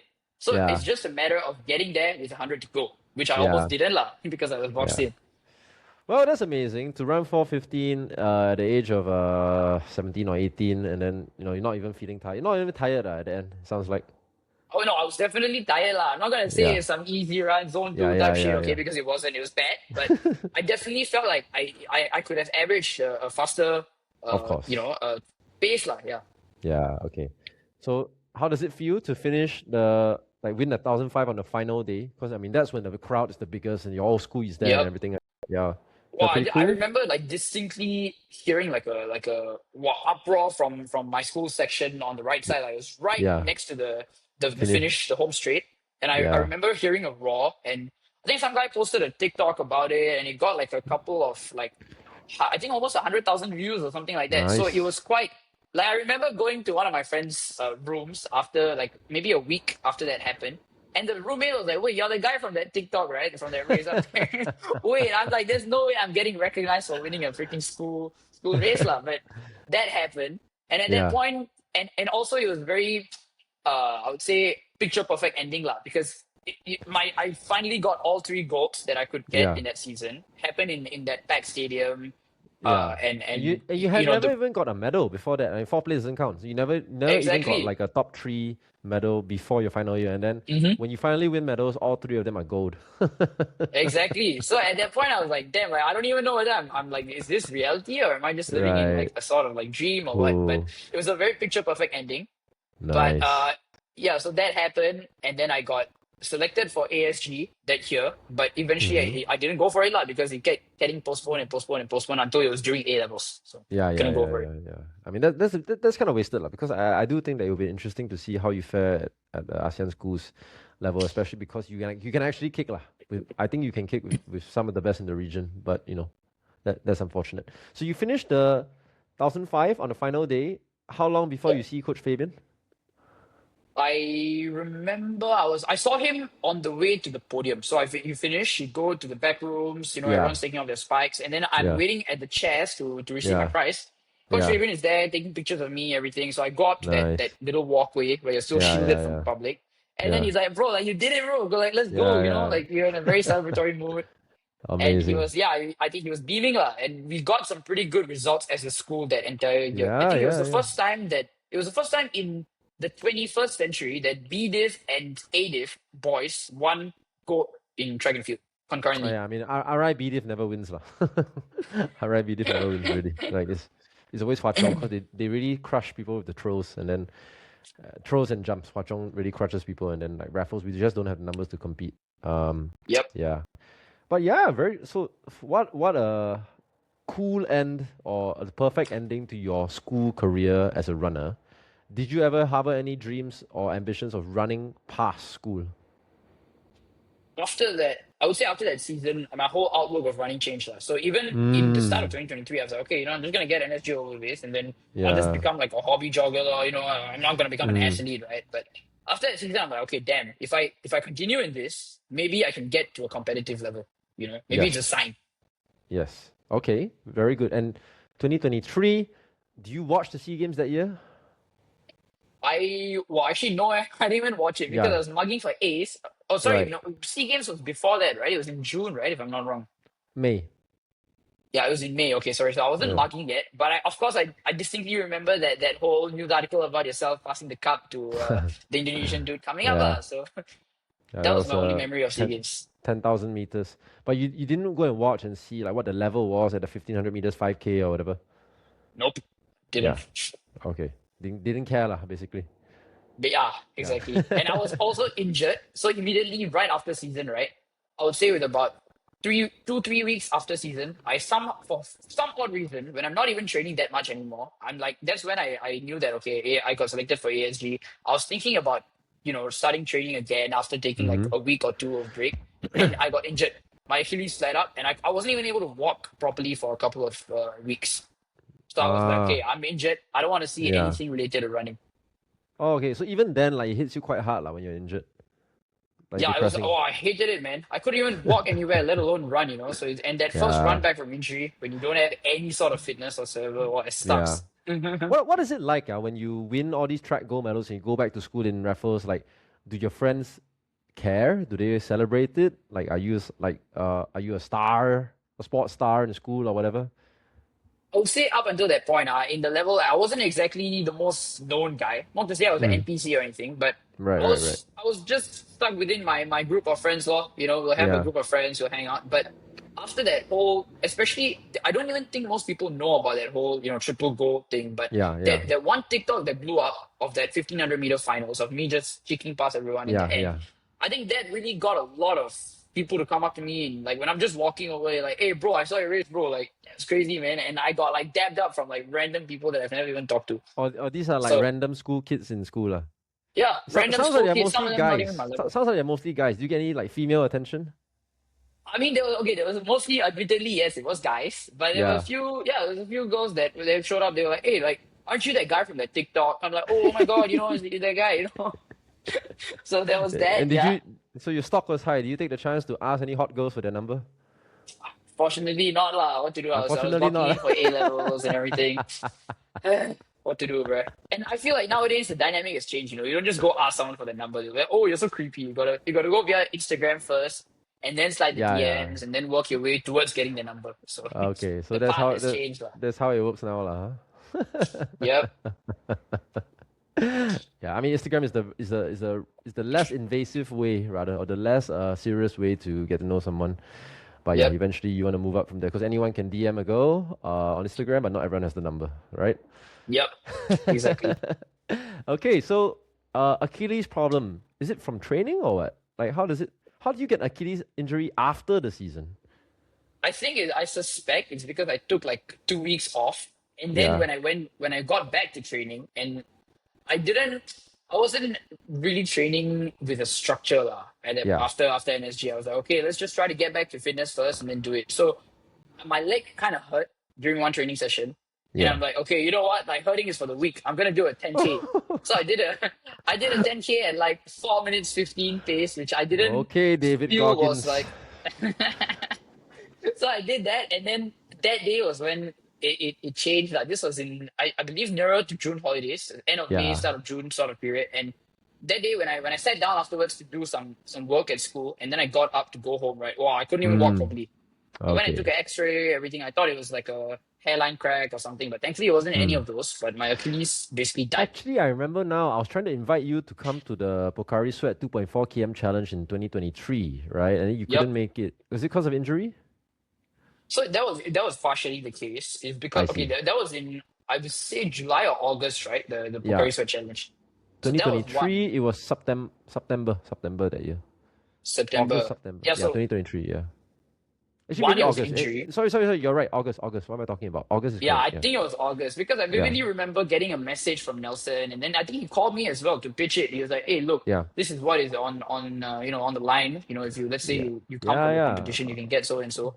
But Yeah, I told him like, look, firstly, I'm kind of injured right now, so I yeah, don't yeah. think I will be in a competitive position. And Mm, number two, it's I have A levels this year, man. I got to lock mm, in. At mm. that point, I was kind of, I wouldn't say I was ignoring studies, but I wasn't exactly very good at studies at that point during NSG. So I was like, okay, I got to lock in now. I see. Game time is over. I got I to do see. decently well for A's. So I humbly declined that invite, I and see. yeah, that Okay, happened. so Yeah. it wasn't like Coach Steven didn't want to send lah, or is it No, no, Fabian didn't want to it send? wasn't. Didn't really have anything to do with him. No. I see. Okay, because I remember that Raffles didn't send a team, Hua Chong did send a team, and I mean, as the race director for that event, I really wanted to assemble a good elite field. So yes, there was a good elite field. Like Sean Go and I were racing, so they had two C games, 5K, 10K guys. Sorry, 10K guys. At that point, he didn't run 5K yet, but two C games, 10K guys in the 2.4 trying to break 7. But I also wanted to have Jacob and yourself in the field because then it will be like the two best schoolboys, seeing whether they can also break 7, right? I think that would have been a perfect ending to your school season, and like Yeah, give Jacob one more chance to take a pop lah. man. Right? For And Jacob sure, did bro. show up, and Yeah. I think he ran decently well, but He you were got a not there. record like for ADs if I'm not wrong. Was that in Yes, 2022 or 23? I believe I one of think it was those years he got a record. 23. He ran like 7:13 or Seven, 7:15. yeah, something like that. Yeah. Yeah, I can't remember the exact number, but he ran well. Um, yeah, and so I remember that, and then you obviously had to take your A levels. How did that go? A levels. Went decently well, I guess. I Okay. got a B for econs. Everything else was Okay. thankfully an A. So that Nice. happened. So that 275 PSLE score translating very well into the A levels. Very good. So with those results, you apply to go to university, and from what I understand, you're going to NTU, Nanyang Technological University, to Yep. study what subject? I'm going to this course called Renaissance Engineering. Renaissance Engineering. I have not heard anyone study Renaissance Engineering. What is that about? So it's basically this engineering program, but it's Mm-hmm. so the first thing is that it's a 4.5 year course. It's not a 4 year course. I see. But what happens is that the first year you're exposed to all. I think there's about 11 different fields that you're exposed Mm-hmm. to, and in the second year onwards you get to choose. So let's say Yeah. you like robotics engineering, you get to choose to specialize in that, and Mm-hmm. within 3.5 years you get your bachelor's of engineering science in that I see. engineering field. And then And you in the last year, specialize. yeah, in the last year you get a master's of technology management. Awesome. All right. Yeah. Sounds like a good deal. So you but before you go to NT, because you're going to go to university later this year, in fact, like in 2 months' time or something like that. But for Yep. the last 2 years, you've been in the Singapore military serving your national service, where, to the best of my understanding, you did quite well because you commissioned as a officer, so you're a Yep. Lieutenant Pranav. Uh, I got one question on my Instagram story, but how did Pranav train during NS? Yeah, how was that journey? Because you go into BMT, obviously, very hard to train. But how does the whole process work? Okay, so I would split this up by phase lah. So in Sure, BMT, sure. right, I would say the first 4 or 5 days, I wasn't able to run. They have this Of whole rule course. about how recruits cannot run or whatever. Yeah, yeah, And at that point, I was running at least once every other day. So yeah, it's a, I would say it was like torture, because you yeah. feel the fitness seeping away, but you cannot do Yes, anything about it. So exactly. that happened. But after that, after the first 5 days of that whole initialization period, I realized Yeah. that both my officer commanding as well as my sergeant major were both quite avid runners, and both of them were clocking Ah, like 8 minute or 8 minute 30 2.4s, yeah, somewhere in that range. And one of them had even gone for the army half marathon. So they yeah. kind of knew a lot about running. And I think my OC had a sort of 2.4 km challenge within the Yeah, company, and I did like 7:42 or something like that. yeah, And I think from that day he was quite impressed lah. So I would go yeah, up to him. I'd be like, sir, could you please extend our self-regulated training timing until about yeah, like 10, because the rule yeah. was 1 hour before lights out, you have to be done with all that, and then you have Yes, to go to sleep. So yes, I asked him to extend it some days, and he was very understanding guy, like, genuinely. So he yeah. extended it. I was able to do there was a nice little 300-meter so-called track lah, in that, Yeah, if you know the layout of Tekong, there's yeah. 4 buildings, and then in the middle there's a courtyard sort of thing Yes, with yes. a 300-meter track. So I would just go there and like anyhow whack intervals lah, like literally just go there, run Just fast in a run lah, pace. like just let it out. Yeah, Exactly. It's better than nothing lah. So I'll just go yeah, there and do yeah, like, yeah, okay, well, I'm gonna be my own coach today, 10 by yeah, 300 or whatever. yeah. And then I'll just do it, and then I'll try to do that like every other night. Sometimes Okay. obviously easy runs were out of the question. Yeah. And so that was BMT. It was very conducive, I would say, given the fact Okay. that at least I could run every day. But Yeah. when I got into OCS, it was a complete opposite story. So Okay. there's so OCS many things to do. officer cadet school. Sorry for the non-Singaporeans, Yep. and the non-men, because women don't serve NS. Not all of them know. So they officer cadet school are for people who have been selected to train to be officers. So you go into officer cadet school and it's 9 months. Train, train, train, train, train. Are you able to run there? I'm guessing no. OCS is very Nope. hard to run. Yeah. Basically, not at all. Like I can count maybe about 2 or 3 times they've given us over that 9 month period the Yeah. privilege to go and do self-regulated training. And even during Yeah. that, it's mostly limited to the gym. They won't really Yeah. let you go outside and run. So it Why? was complete. I think it was a sort of, okay. So when you're a cadet, you're basically like Yeah. a baby lah. Like you cannot go Yeah. anywhere without buddy level. Someone needs to watch over Yeah. you. Someone needs to account I for think it's strength. one of the stupidest things about the officer cadet school or the military, by the way, that you have grown up 19, 20-year-old, or sometimes even 21 if they're from poly, men who are supposed to train to be the leaders of the army, and you cannot trust them to go on a 20-minute run by themselves without a buddy holding their hand. How do Exactly, you, man. how do you Agree. expect these people to fight a war? I do not understand. But yeah, so that was the So, reality. yeah. And so during the weekends that I was fortunate enough to come home, there's no outfield or anything, I'll come back home on Fridays and I will go to SUTD, which is my closest track. I live about 10 minutes away from SUTD. SUTD, So yeah. I'll run there as warm up. I'll just do some random intervals, whatever my heart tells me to do, maybe like 5 by Mm, K or like 6 by 400 or whatever lah. Just do yeah. something. And then Saturday, I will train with the rest of the team at CCAB Stadium. So I'll Ah, do okay. whatever Coach Fabian asked us to do. And Yeah. Sunday before booking in, if booking was say at like 7 or 8 p.m., then I was lucky Mm-hmm. enough to go to SUTD and then do another set of intervals. Yeah. So literally it was just 3 days back to back, just Yeah. intervals, no easy running, nothing, no variation, Yeah. nothing. Yeah. Yeah. Just PR 3 days and then go in and then like be an officer cadet for 4 days and come out and whack 3 days and then go back. Yeah. Okay. Exactly. Yeah. Okay. So I would say during unit was the most lax because you're already an officer, you already have the rank, Yeah. people won't tend to babysit you as much, or so I thought, until August of 2025, when basically there was a commando regular in Hendon Camp who Yeah. unfortunately drowned in the swimming pool on Yeah. August Yeah. 9th of 2025. So Yeah. when that happened, I think there was an army-wide decision to not allow anyone to do SRT without buddy level. Basically, you need to have a buddy. Because one guy dies, now everyone is not trustable to take care of their own fitness. Yeah, classic. Yeah. So and the guy, I mean, how do you put it? Like the guy died in a swimming pool. So why are you like doing a because knee-jerk someone died reaction in a into swimming running? pool, therefore you cannot run. Yeah, so I definitely did find it a knee-jerk reaction lah. But Yeah. so because of that, it's an army-wide thing. So obviously I cannot go to my exactly. superior It's like, and where do say you change stop? it. Then like that, if I want to go and like do 20 chin-ups now, am I not allowed to do that? Because I can tell you what, trying to do 1,000 chin-ups is more dangerous than trying to run for 20 minutes. You know? Exactly, right? So where does the buck stop, you know? So it was a pretty a jovial rule lah. Like even the regulars themselves couldn't run without another regular buddy, you know, That is babysitting so their ass. gay, dude. Gay! Yeah. I don't get it, man. But so this happened in August, and ever since then until my ORD, I wasn't able to run in camp. So what I would do is that Oh, the strat was to go for a nights out. So I'll book out saying I want to go for a nights out in my obviously you must book out in long pants ma. But I'll carry my bag, and inside my bag is my spikes, my shoes, whatever training attire. I'll go to Choa Chu Kang Stadium because I was based in Kranji, and then I'll go there, hammer out a nice session, that's what I used to shower, do. I use come nights back. out. Yeah, that's what I used to do. I Exactly. use nights out. You know the strat lah. So Yeah. desperate measures lah. Oh So dear. that So was the strat. so this is actually I'm going to send this episode to Ruben Lok actually because Ruben has asked this question in the past. He wasn't the one that messaged me today, but Ruben Lok has asked this question in the past. That brings me on to a very exciting race this year because it's not very often that you see the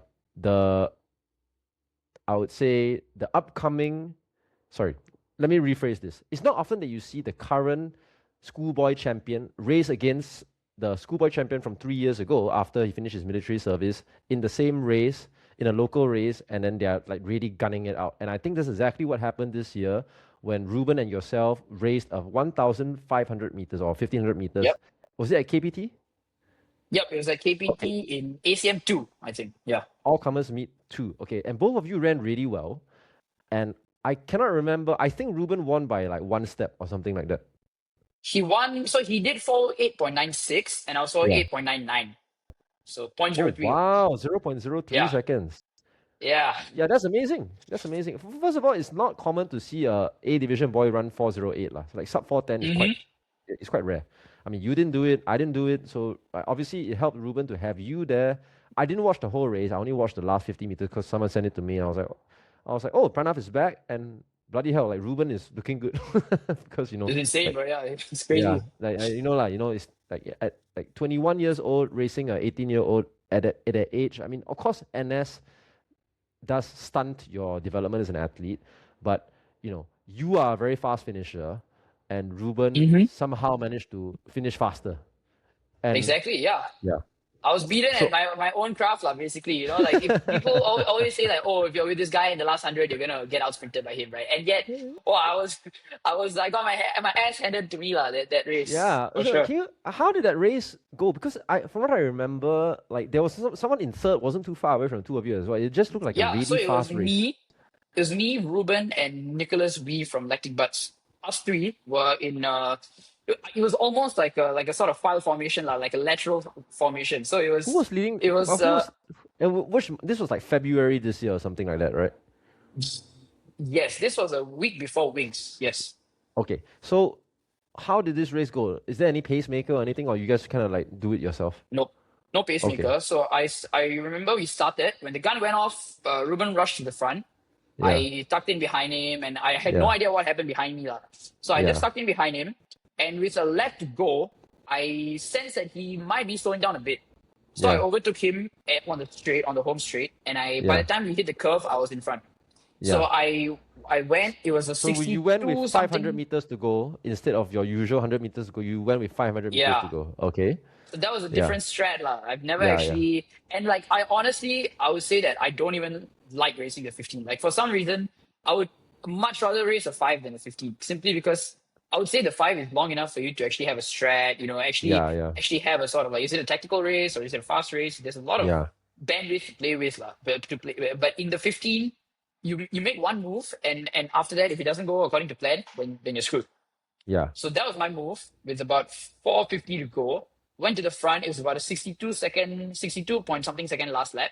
But yeah, Wow. last straight, bro pulls up next to me, and I remember it was a mad sprint between me, him, and Nicholas from Lactic Butts. Yeah. And yeah, eventually, I knew, even though it was 0.03 on paper, right? I knew that he had won lah. I could Yeah. sense it. You know, if you're the guy running, you can You can tell sense. you. I mean, like when anyone who has raced that kind of race and like photo finish, you can tell one like whether or not you won. Exactly. Yeah, you can Yep. tell one. Yeah, so like 0.03, everyone also close, but no, you can tell. Yeah, you can tell. Exactly. So And I mean, so that's insane, bro. The fact yeah, that at this point, he wasn't even at the start of his final NSG season, and he's already doing like 4.8, which was the PB for me as well as him, I think, in that yeah, race. yeah. That's I've quite never insane. seen I don't think I've seen many JC boys or like like high school boys in Singapore close in 62 lah. That's amazing. Yeah. Yeah. So okay. So Ruben not just is good, but he's got a fast finish as well. I guess Yep. he's won all his titles with a finish, right? Like he's not the type to really lead it out the whole way. Or Yeah. if he does, he usually controls it. Yeah. If Yeah. he's leading, I believe there's always a purpose. Like. And this year, I Yeah. think the 15 also, he only got to the lead in the last couple of, like, I Yeah. think about 100 or 150 about that. Yeah. Yeah. No, I think he's got a good strategic racing brain on him, which this kind of thing is very hard to teach. Actually, it's possible to teach rather, but if you have it naturally, like it's very, very nice to see. Very, very Yep. beautiful to watch. And I've seen him every year. Like he's got a very mature, very mature racing sense. I mean, not that you don't. That you have obviously raced very well as well. I will look forward to more of you two racing together. Obviously, it's not going to happen because after that he focused on NSG. You went to Singapore Open. In fact, you ran a bigger PB at Singapore Open, right? You ran 4:06 at Singapore Open. I did 4:05. 5.12. Yes. Okay, 4:05. Was that a big surprise? You're like, oh wow, I PB twice in like a few months. Yeah, for sure, man. I mean, I remember, I vividly remember messaging you after that because you congratulated me for the 5, right, the previous Yeah. day, Yeah, and I so was the like, 5 actually was one of your big breakthroughs. You finished 15:25. I was watching it live on my TV here, and I saw you like you were leading, not leading lah, because you were in third place, but you were leading your pack for a long time, and then there was this Gurkha who I can't remember his name, but he's quite a good runner, Praveen. sitting sorry? But his name is Praveen. Yeah, actually, Raveen, okay, I think he gave Praveen. Sean a run for his money in Pokari one of the Yeah. years. Yeah. So he gave Sean a run for his money. I remember like they had a bit of clashing elbows at the end because desperate to get to the line. And then he's got a good finish. So Praveen was like sitting on you, waiting to move. And then when he moved, you also went with him. And then you actually managed to hold off Praveen and take the bronze medal, which was, and 15:25 is a big PB for you, right? Yep, for sure, man. Yeah. Yeah. How big of a PB was it? My previous PB was in March of this year, actually, in ACM3, and I did 15:35, so about a 10-second PB lah. Nice. And but before 15:35 was like 16. It was 15:48 from last year's Interclubs. Oh, okay. So you have actually been knocking it down quite steadily. Okay. And what was the plan to run 15:25? Was it like I'm going to go in and run 75 seconds a lap, 74 seconds a lap for as long as I can, or what? Just race. So I just use the same Okay. similar strategy to NSG lah, which is like, okay, I'm just gonna tuck into a pack. If they want to make Yeah. it fast, just hang on Yeah. lor. Then with Yeah. about however many to go, just if you feel like going, just go lor. So Okay. I stuck into a pack. John Lim was the pacemaker for a while, so he took it upon himself. Obviously, the first two guys just ran away with it lah. The Indonesian guy Daniel, as well as the Yeah. Taiwan guy whose name I can't remember. But we were in a pack together, and then with about, I would say about two kilometers to go, I made a move. Like I said, okay, look. Oh yeah, because what was interesting is that another guy, Emerson, who is a Singaporean, actually he's 2 years younger than me. Actually, he's 19 this year. He Yeah. was all the way in third, and he was like about 50, 60 meters in front of my pack. Because this guy went out in about 301, 302 for the first KM, Yeah. and I I mean think that's his too strat quick was to lah. hold on. Yeah, that's too quick. Exactly. So none of us followed him. I made an educated guess that he was probably going to slow down towards the tail end of the run. Yeah. But with Yeah. about 2 km to go, he was still about 60, 70 meters in front. So I said, okay, Yeah. look, we got to make the move now. Like, if we don't catch him now, he's going to Yeah. be able to win. So I went for it. I think Praveen followed as well. And soon it was Yeah. just both of us.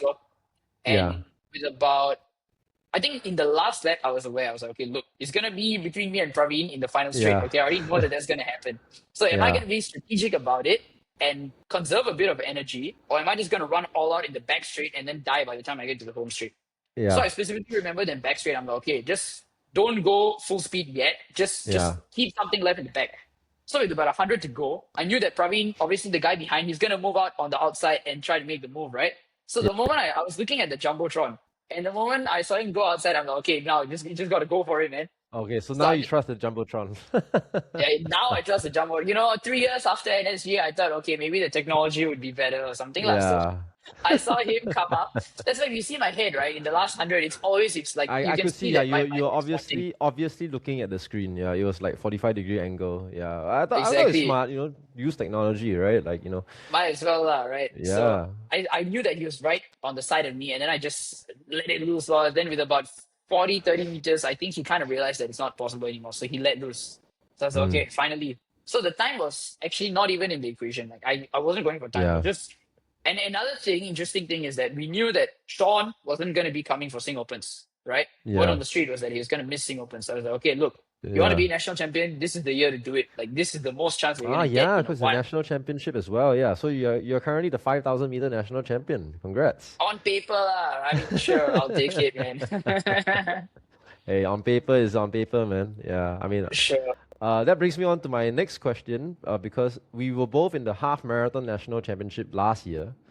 Sean also wasn't there because he's focusing on SEA Games. So that's when. I think that's no, that's not the first time in the same race as you. Because last year I was in the same race as you for the Pocari Sweat 2.4K challenge. That's where Yep. you ran 6 minutes 58 seconds, broke 7 minutes for the first time. Did you expect to do that and win $700 from Run So Fast Academy? I think I did, honestly, because during my practice runs at SUT, so I had to submit a time trial to get in, right? And Yes. my time trial was 7:04, and that was a solo Okay. time trial. So I was Solo. like, okay, Yeah. yeah, if Yeah. I can do that solo, I think with the proper environment, fast track and KPT, I think I Yeah. could. I knew I was gonna break 7 lah. Just needed to Yeah. pace it properly. Yeah. Yeah, I mean KPT is a fast track now, like. Didn't used to be like. Now it used to be shit. Like now the track is quite good actually. So you were, yeah, youngest ever man to break 7 minutes for 2.4K. You were not even like 21 yet. I think you were 20. Yep, I was trying. Yeah. Yeah, nice. And then so you have so you have 405, 1500, 658, 2.4K, 1525, 5K. But you also raced the half marathon national championships last year. And this is the last race I want to touch on before I let you go, because this episode is getting into the marathon kind of times now. 2 Yes, hours, sir. 21 minutes. Yeah, it's going to be over the marathon national record for sure. But how did you end up doing the half marathon national champs? And did you enjoy it? Would you go back and do it again? Okay, so on the run up to on the national championship half marathon, what happened is that I did Garmin run as a sort of practice, to see where I'm at. And Okay. what happened is But that what during the makes you want to, Garmin, sorry, what makes you want to run half marathon? Because like people will look at you and I'll run a 1500 5K. I mean, for one, it was obviously the prize money lah. But Mm. okay, sorry okay, why did I want to do the half marathon? I would say, okay, as I said, right, 1500. As much as I have a decent PB on paper, I just genuinely don't like the event, man. Like I feel it's the sprint's equivalent for a distance. Like Sure, I sure. would much rather do. I didn't feel in control during the Yeah, entire Sing Opens 1500. yeah, Like even in the last sprint, I was just hanging on for dear life. And if you look at the yes, margins, I was 405.12.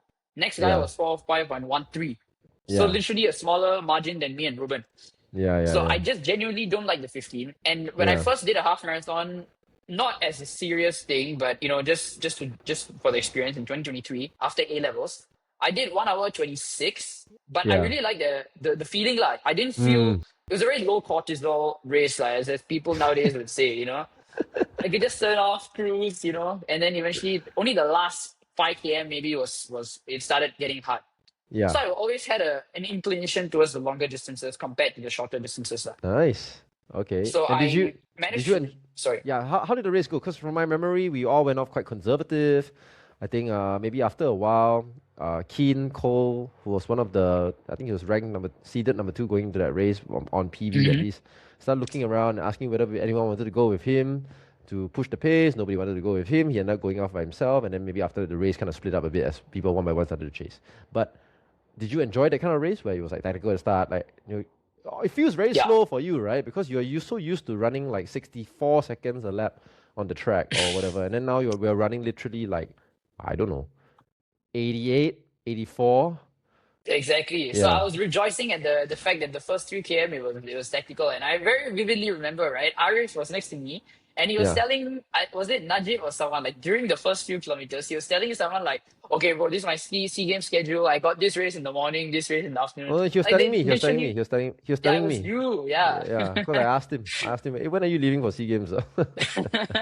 So we were literally having a conversation during the national championships. So that you can kind of get an idea of how tactical it was. And then Yeah. at about, I would say about 3 kilometers, right? Keen came up to Yeah. me as he did to other people, and he was like, "Hey, bro, come, Pranav, let's run fast together." But at that Keen. point, yeah, Keen came up to me. I think it's on the like the documentary that they released for SCSM. I believe it's captured in that documentary. I didn't know we had a documentary. I didn't know we There's had a documentary. I Okay. also didn't know. It came up on Yeah. YouTube. I was like, okay, because there was a bunch of motorcycles following us. I was like, okay, they took video. It has to be somewhere, right? So I watched Yeah. the documentary. Fair enough, it was there. And you can see the moment where he came over and he was like, hey, run fast, let's run fast. And I remember telling him, I was like, bro, I'm already injured, bro, because I was literally injured. I came to the start line with KT tape on my leg because I had the worst shin splints that I've ever had in my career. And I Okay. literally remember when I got off at the parking lot with my dad, because my dad also did the half marathon that year. So Yeah. when I got off at the parking lot, I remember I was like, I gave my dad my bag. I'm like, okay, hold on. Let me test whether I can run properly. So I went for a little run inside the car park and I'm like, okay, it's manageable, it's manageable. So that was the Yeah. state I was in. Like even Okay. getting not blowing up was a bonus at that point. Yeah. Yeah. Yeah. So Yeah. I literally told him, I'm like, bro, I got KT tape on my leg. Don't ask me, bro, like, legit.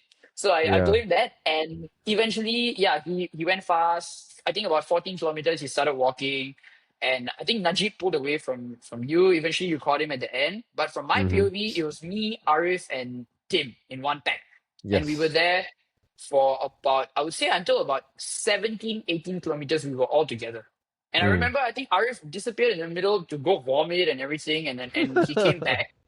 Yeah, so I didn't know at the time that he vomited, but I was like, okay, maybe we might have shaken him off. And Yeah. then the thing about Arif is he races very smart.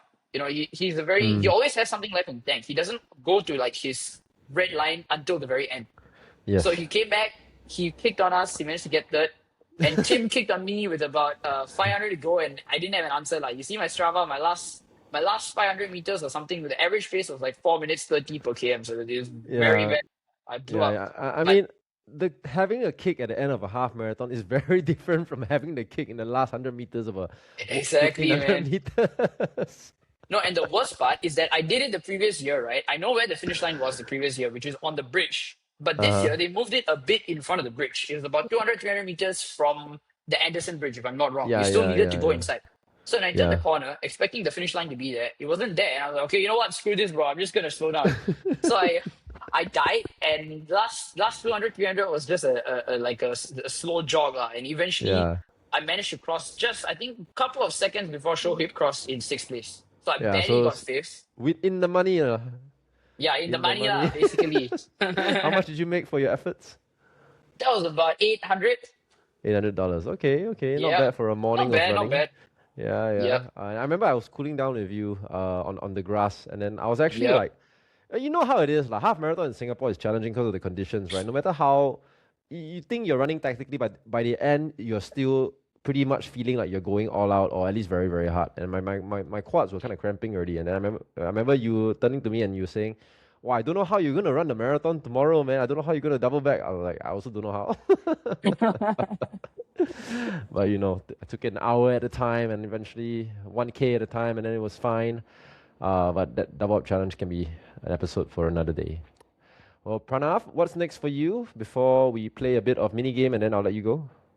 Sure. So this Saturday, I'm flying off to first Australia, and then from Australia to New Zealand because I'm doing the Wellington Half Marathon on W- 28th of June.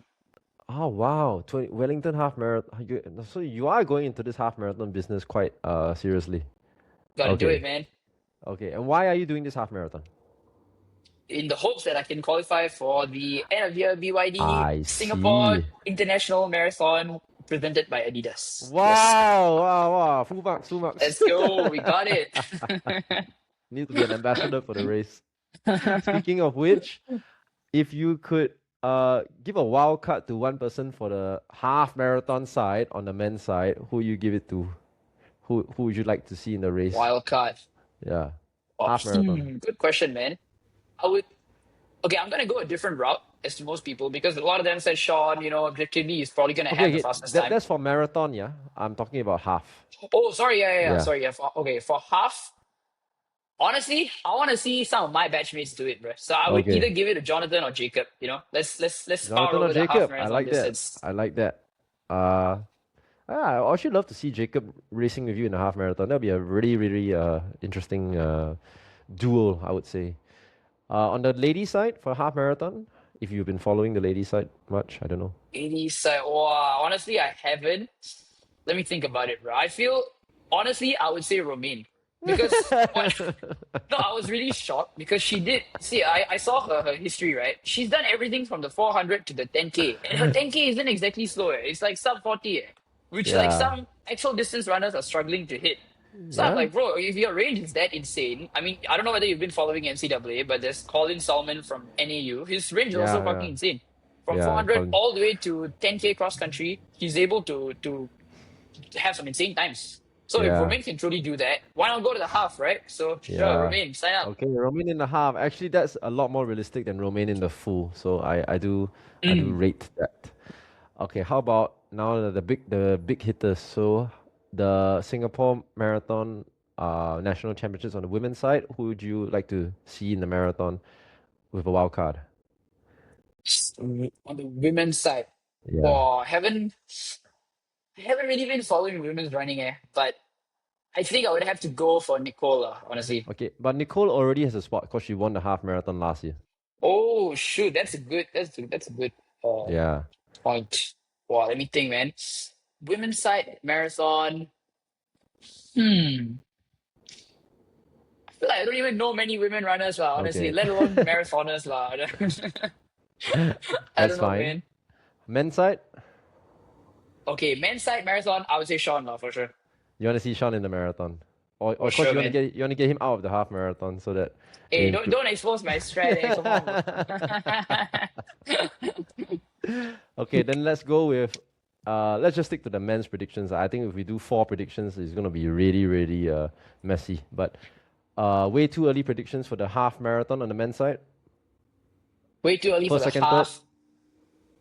I would say, assuming Sean is racing the half, I would say Sean's Yeah, probably going to come in first. yeah. Second, I would say if Arif is doing the half, I don't know whether he's doing the half or the full, but if Arif is doing the half, I would like to Hmm. put him as second, honestly. Okay. Having raced with him in Sing Opens last year for 5K and Let's half just marathon. assume Arif is doing both. Not say he's gonna do both, but let's just put him Mhm. in the category for both. Yeah. So Sure. Sean, If Arif Arif. is racing, I would put him second, bro, honestly. Okay. I would put him second. And third, hopefully, myself. Let's see. Okay. Okay. No love for the silver medalist last year, Najib. I mean, Najib, yeah, okay, honestly, now that you say it, okay, I mean, definitely, I would say he would be a very good contender, lah. But Okay. I don't know, man. I feel like if I come into the race in a better condition, with more Yeah. shin splints, Yeah. hopefully, I'd be able to take him on. Let's see. Okay. But you think Najib wouldn't be in front of Arif? Honestly, well, okay, for some strange reason, I'm gonna say Arif is gonna be in front of Najib. Okay. Okay, No. yeah, These are your predictions. Like I'm just yeah, questioning. Like I'm just that's challenging gonna it be my based on last twist, year's lah. I results. think Yeah. Arif is Yeah. gonna be in front. All Yeah. right. So his way too early. Sorry, Pranav's way too early predictions are Sean first, Arif second, Pranav third. Now let's move on to the marathon. Let's move on to the marathon. Way too early predictions. Marathon way too early. I would say if you're racing the marathon, which I think you are, I would comfortably put you in first. Given Okay. your recent, I mean, last year you did the double up. Recently, you've done a insane 3,000 meters in 8:32. So I think, of course, it's not exactly the same strength as a marathon, lah, but It's not. you're in form. So I think you could definitely transform that form into the marathon. So I would probably put you in first. Second and third, it's gonna be a bit of a toss up, man. I would say a lot of people are having trouble deciding between Darren and Aaron, but I want to say Richie is going to go second. Okay, Oh, I'm going to say Richard. Richie is going to go Yeah. Richard second. Heng. Yeah, Richard. Yeah. He wasn't in contention last year, so I would put Yeah. him second. Third, okay. See, if let's say Arif is running the marathon for the sake of the argument, Yeah. I would probably put him in third. Knowing, Okay. and I mean, his Gold Coast record is a pretty insane timing, man. Yeah. 2:32, I believe, 2:31. something like that. And he's not even a marathoner, he's a triathlete, right? So like I mean Exactly. not So saying if he he doesn't locks train for in, marathon, lah. Yeah. Yeah. I do think yeah. that triathletes have a bit of advantage if they are also good at marathon in Singapore because they are very good at their fueling side of things, hydration and fueling, and Mm. not a lot of our runners are very good with that. Yeah. I think a lot of our runners still have the very old school coaching philosophy that, drinking during workouts is weak. It's not. You should be drinking and consuming gels and hydration during workouts, especially if you're doing longer workouts. So, but for a long time, it's always been if you can get through the run or get through the workout without drinking, it means you're tough, right? But it's not really the way to. Yeah, it causes a lot of damage to the body. Like, you don't be tough for the sake of being tough, basically. Mm. Don't wayang for the sake of being wayang. Agreed. Okay. Oh, okay. But you did pick Sean for a wild card. So, assuming that you wild card Sean into the marathon, how does that affect your marathon picks?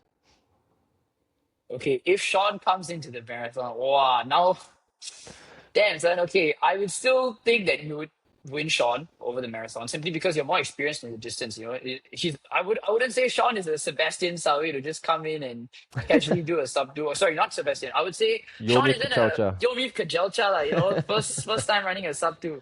And also, But marathon in Singapore is no joke. A marathon in Singapore sucks. exactly, man. Yeah, I mean the timings here are way slower, and people think, oh, maybe it's because of it's tactical racing or whatever. No, I mean it's quite insane. You know, the humidity and everything. So Yeah, yeah. as you said, I would still put you ahead of Sean, but I would say Sean might be in front of Richie, and Richie might be third. Okay. All right. Yep. There you have it. Way too early predictions on both sides. Pranav, any questions for me before we end the episode? Are you racing Pocari 2.4? I cannot race this year. Unfortunately, I will not be in Singapore this year. So one less competitor for you.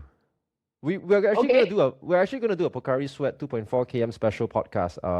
Once I get the start list from Pocari Sweat and Singapore Athletics, but I would love to invite you back as well as some of the other contenders, maybe Sean and all these people, and we'll have a really fun episode there. But yeah, Got it, man. yeah. Any goals for the Pocari Sweat 2.4 km this year? Hopefully, I want to at least get the previous national record as of that time because I think the national record is on borrowed time. I think it's definitely going to Yeah, go down this year. yeah. So I want to at And least hit that time, like, regardless of do what you the new do you record know who the is. national record belongs to? Jeeva, who's 2.0 I am in some people's I'm glad you brought language. it up, not me.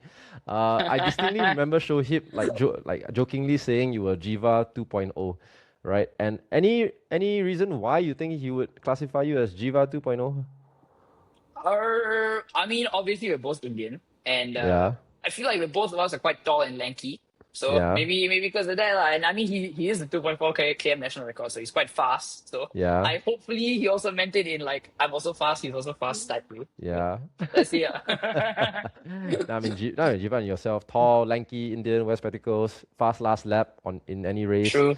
I mean, his personal bests are, 15:10, I think, 15:10, 4:01 or 4 flat, sorry, 15:08, sorry, 15:10 for 5K, 6:50 national record for 2.4K. He was one step in front of me there. 1,500 meters 4 flat, and that was the year he went to the SEA Games for the 1,500 meters in Vietnam. I mean, he's gone for 3 SEA Games, I think. He's gone to 15, 22, and 23. 23, he went to the 5,000 with me. So being classified as Jeeva 2.0 is not the it surely is some form of compliment. But if I may say so, I think you're going to be a lot better than Jivanesh if you can stay healthy, keep going, and avoid injury. In fact, Jivanesh was like, he was improving quite fast the year he went to Australia before he got injured, and I don't think he's really found his way back since, so it's a bit of a struggle.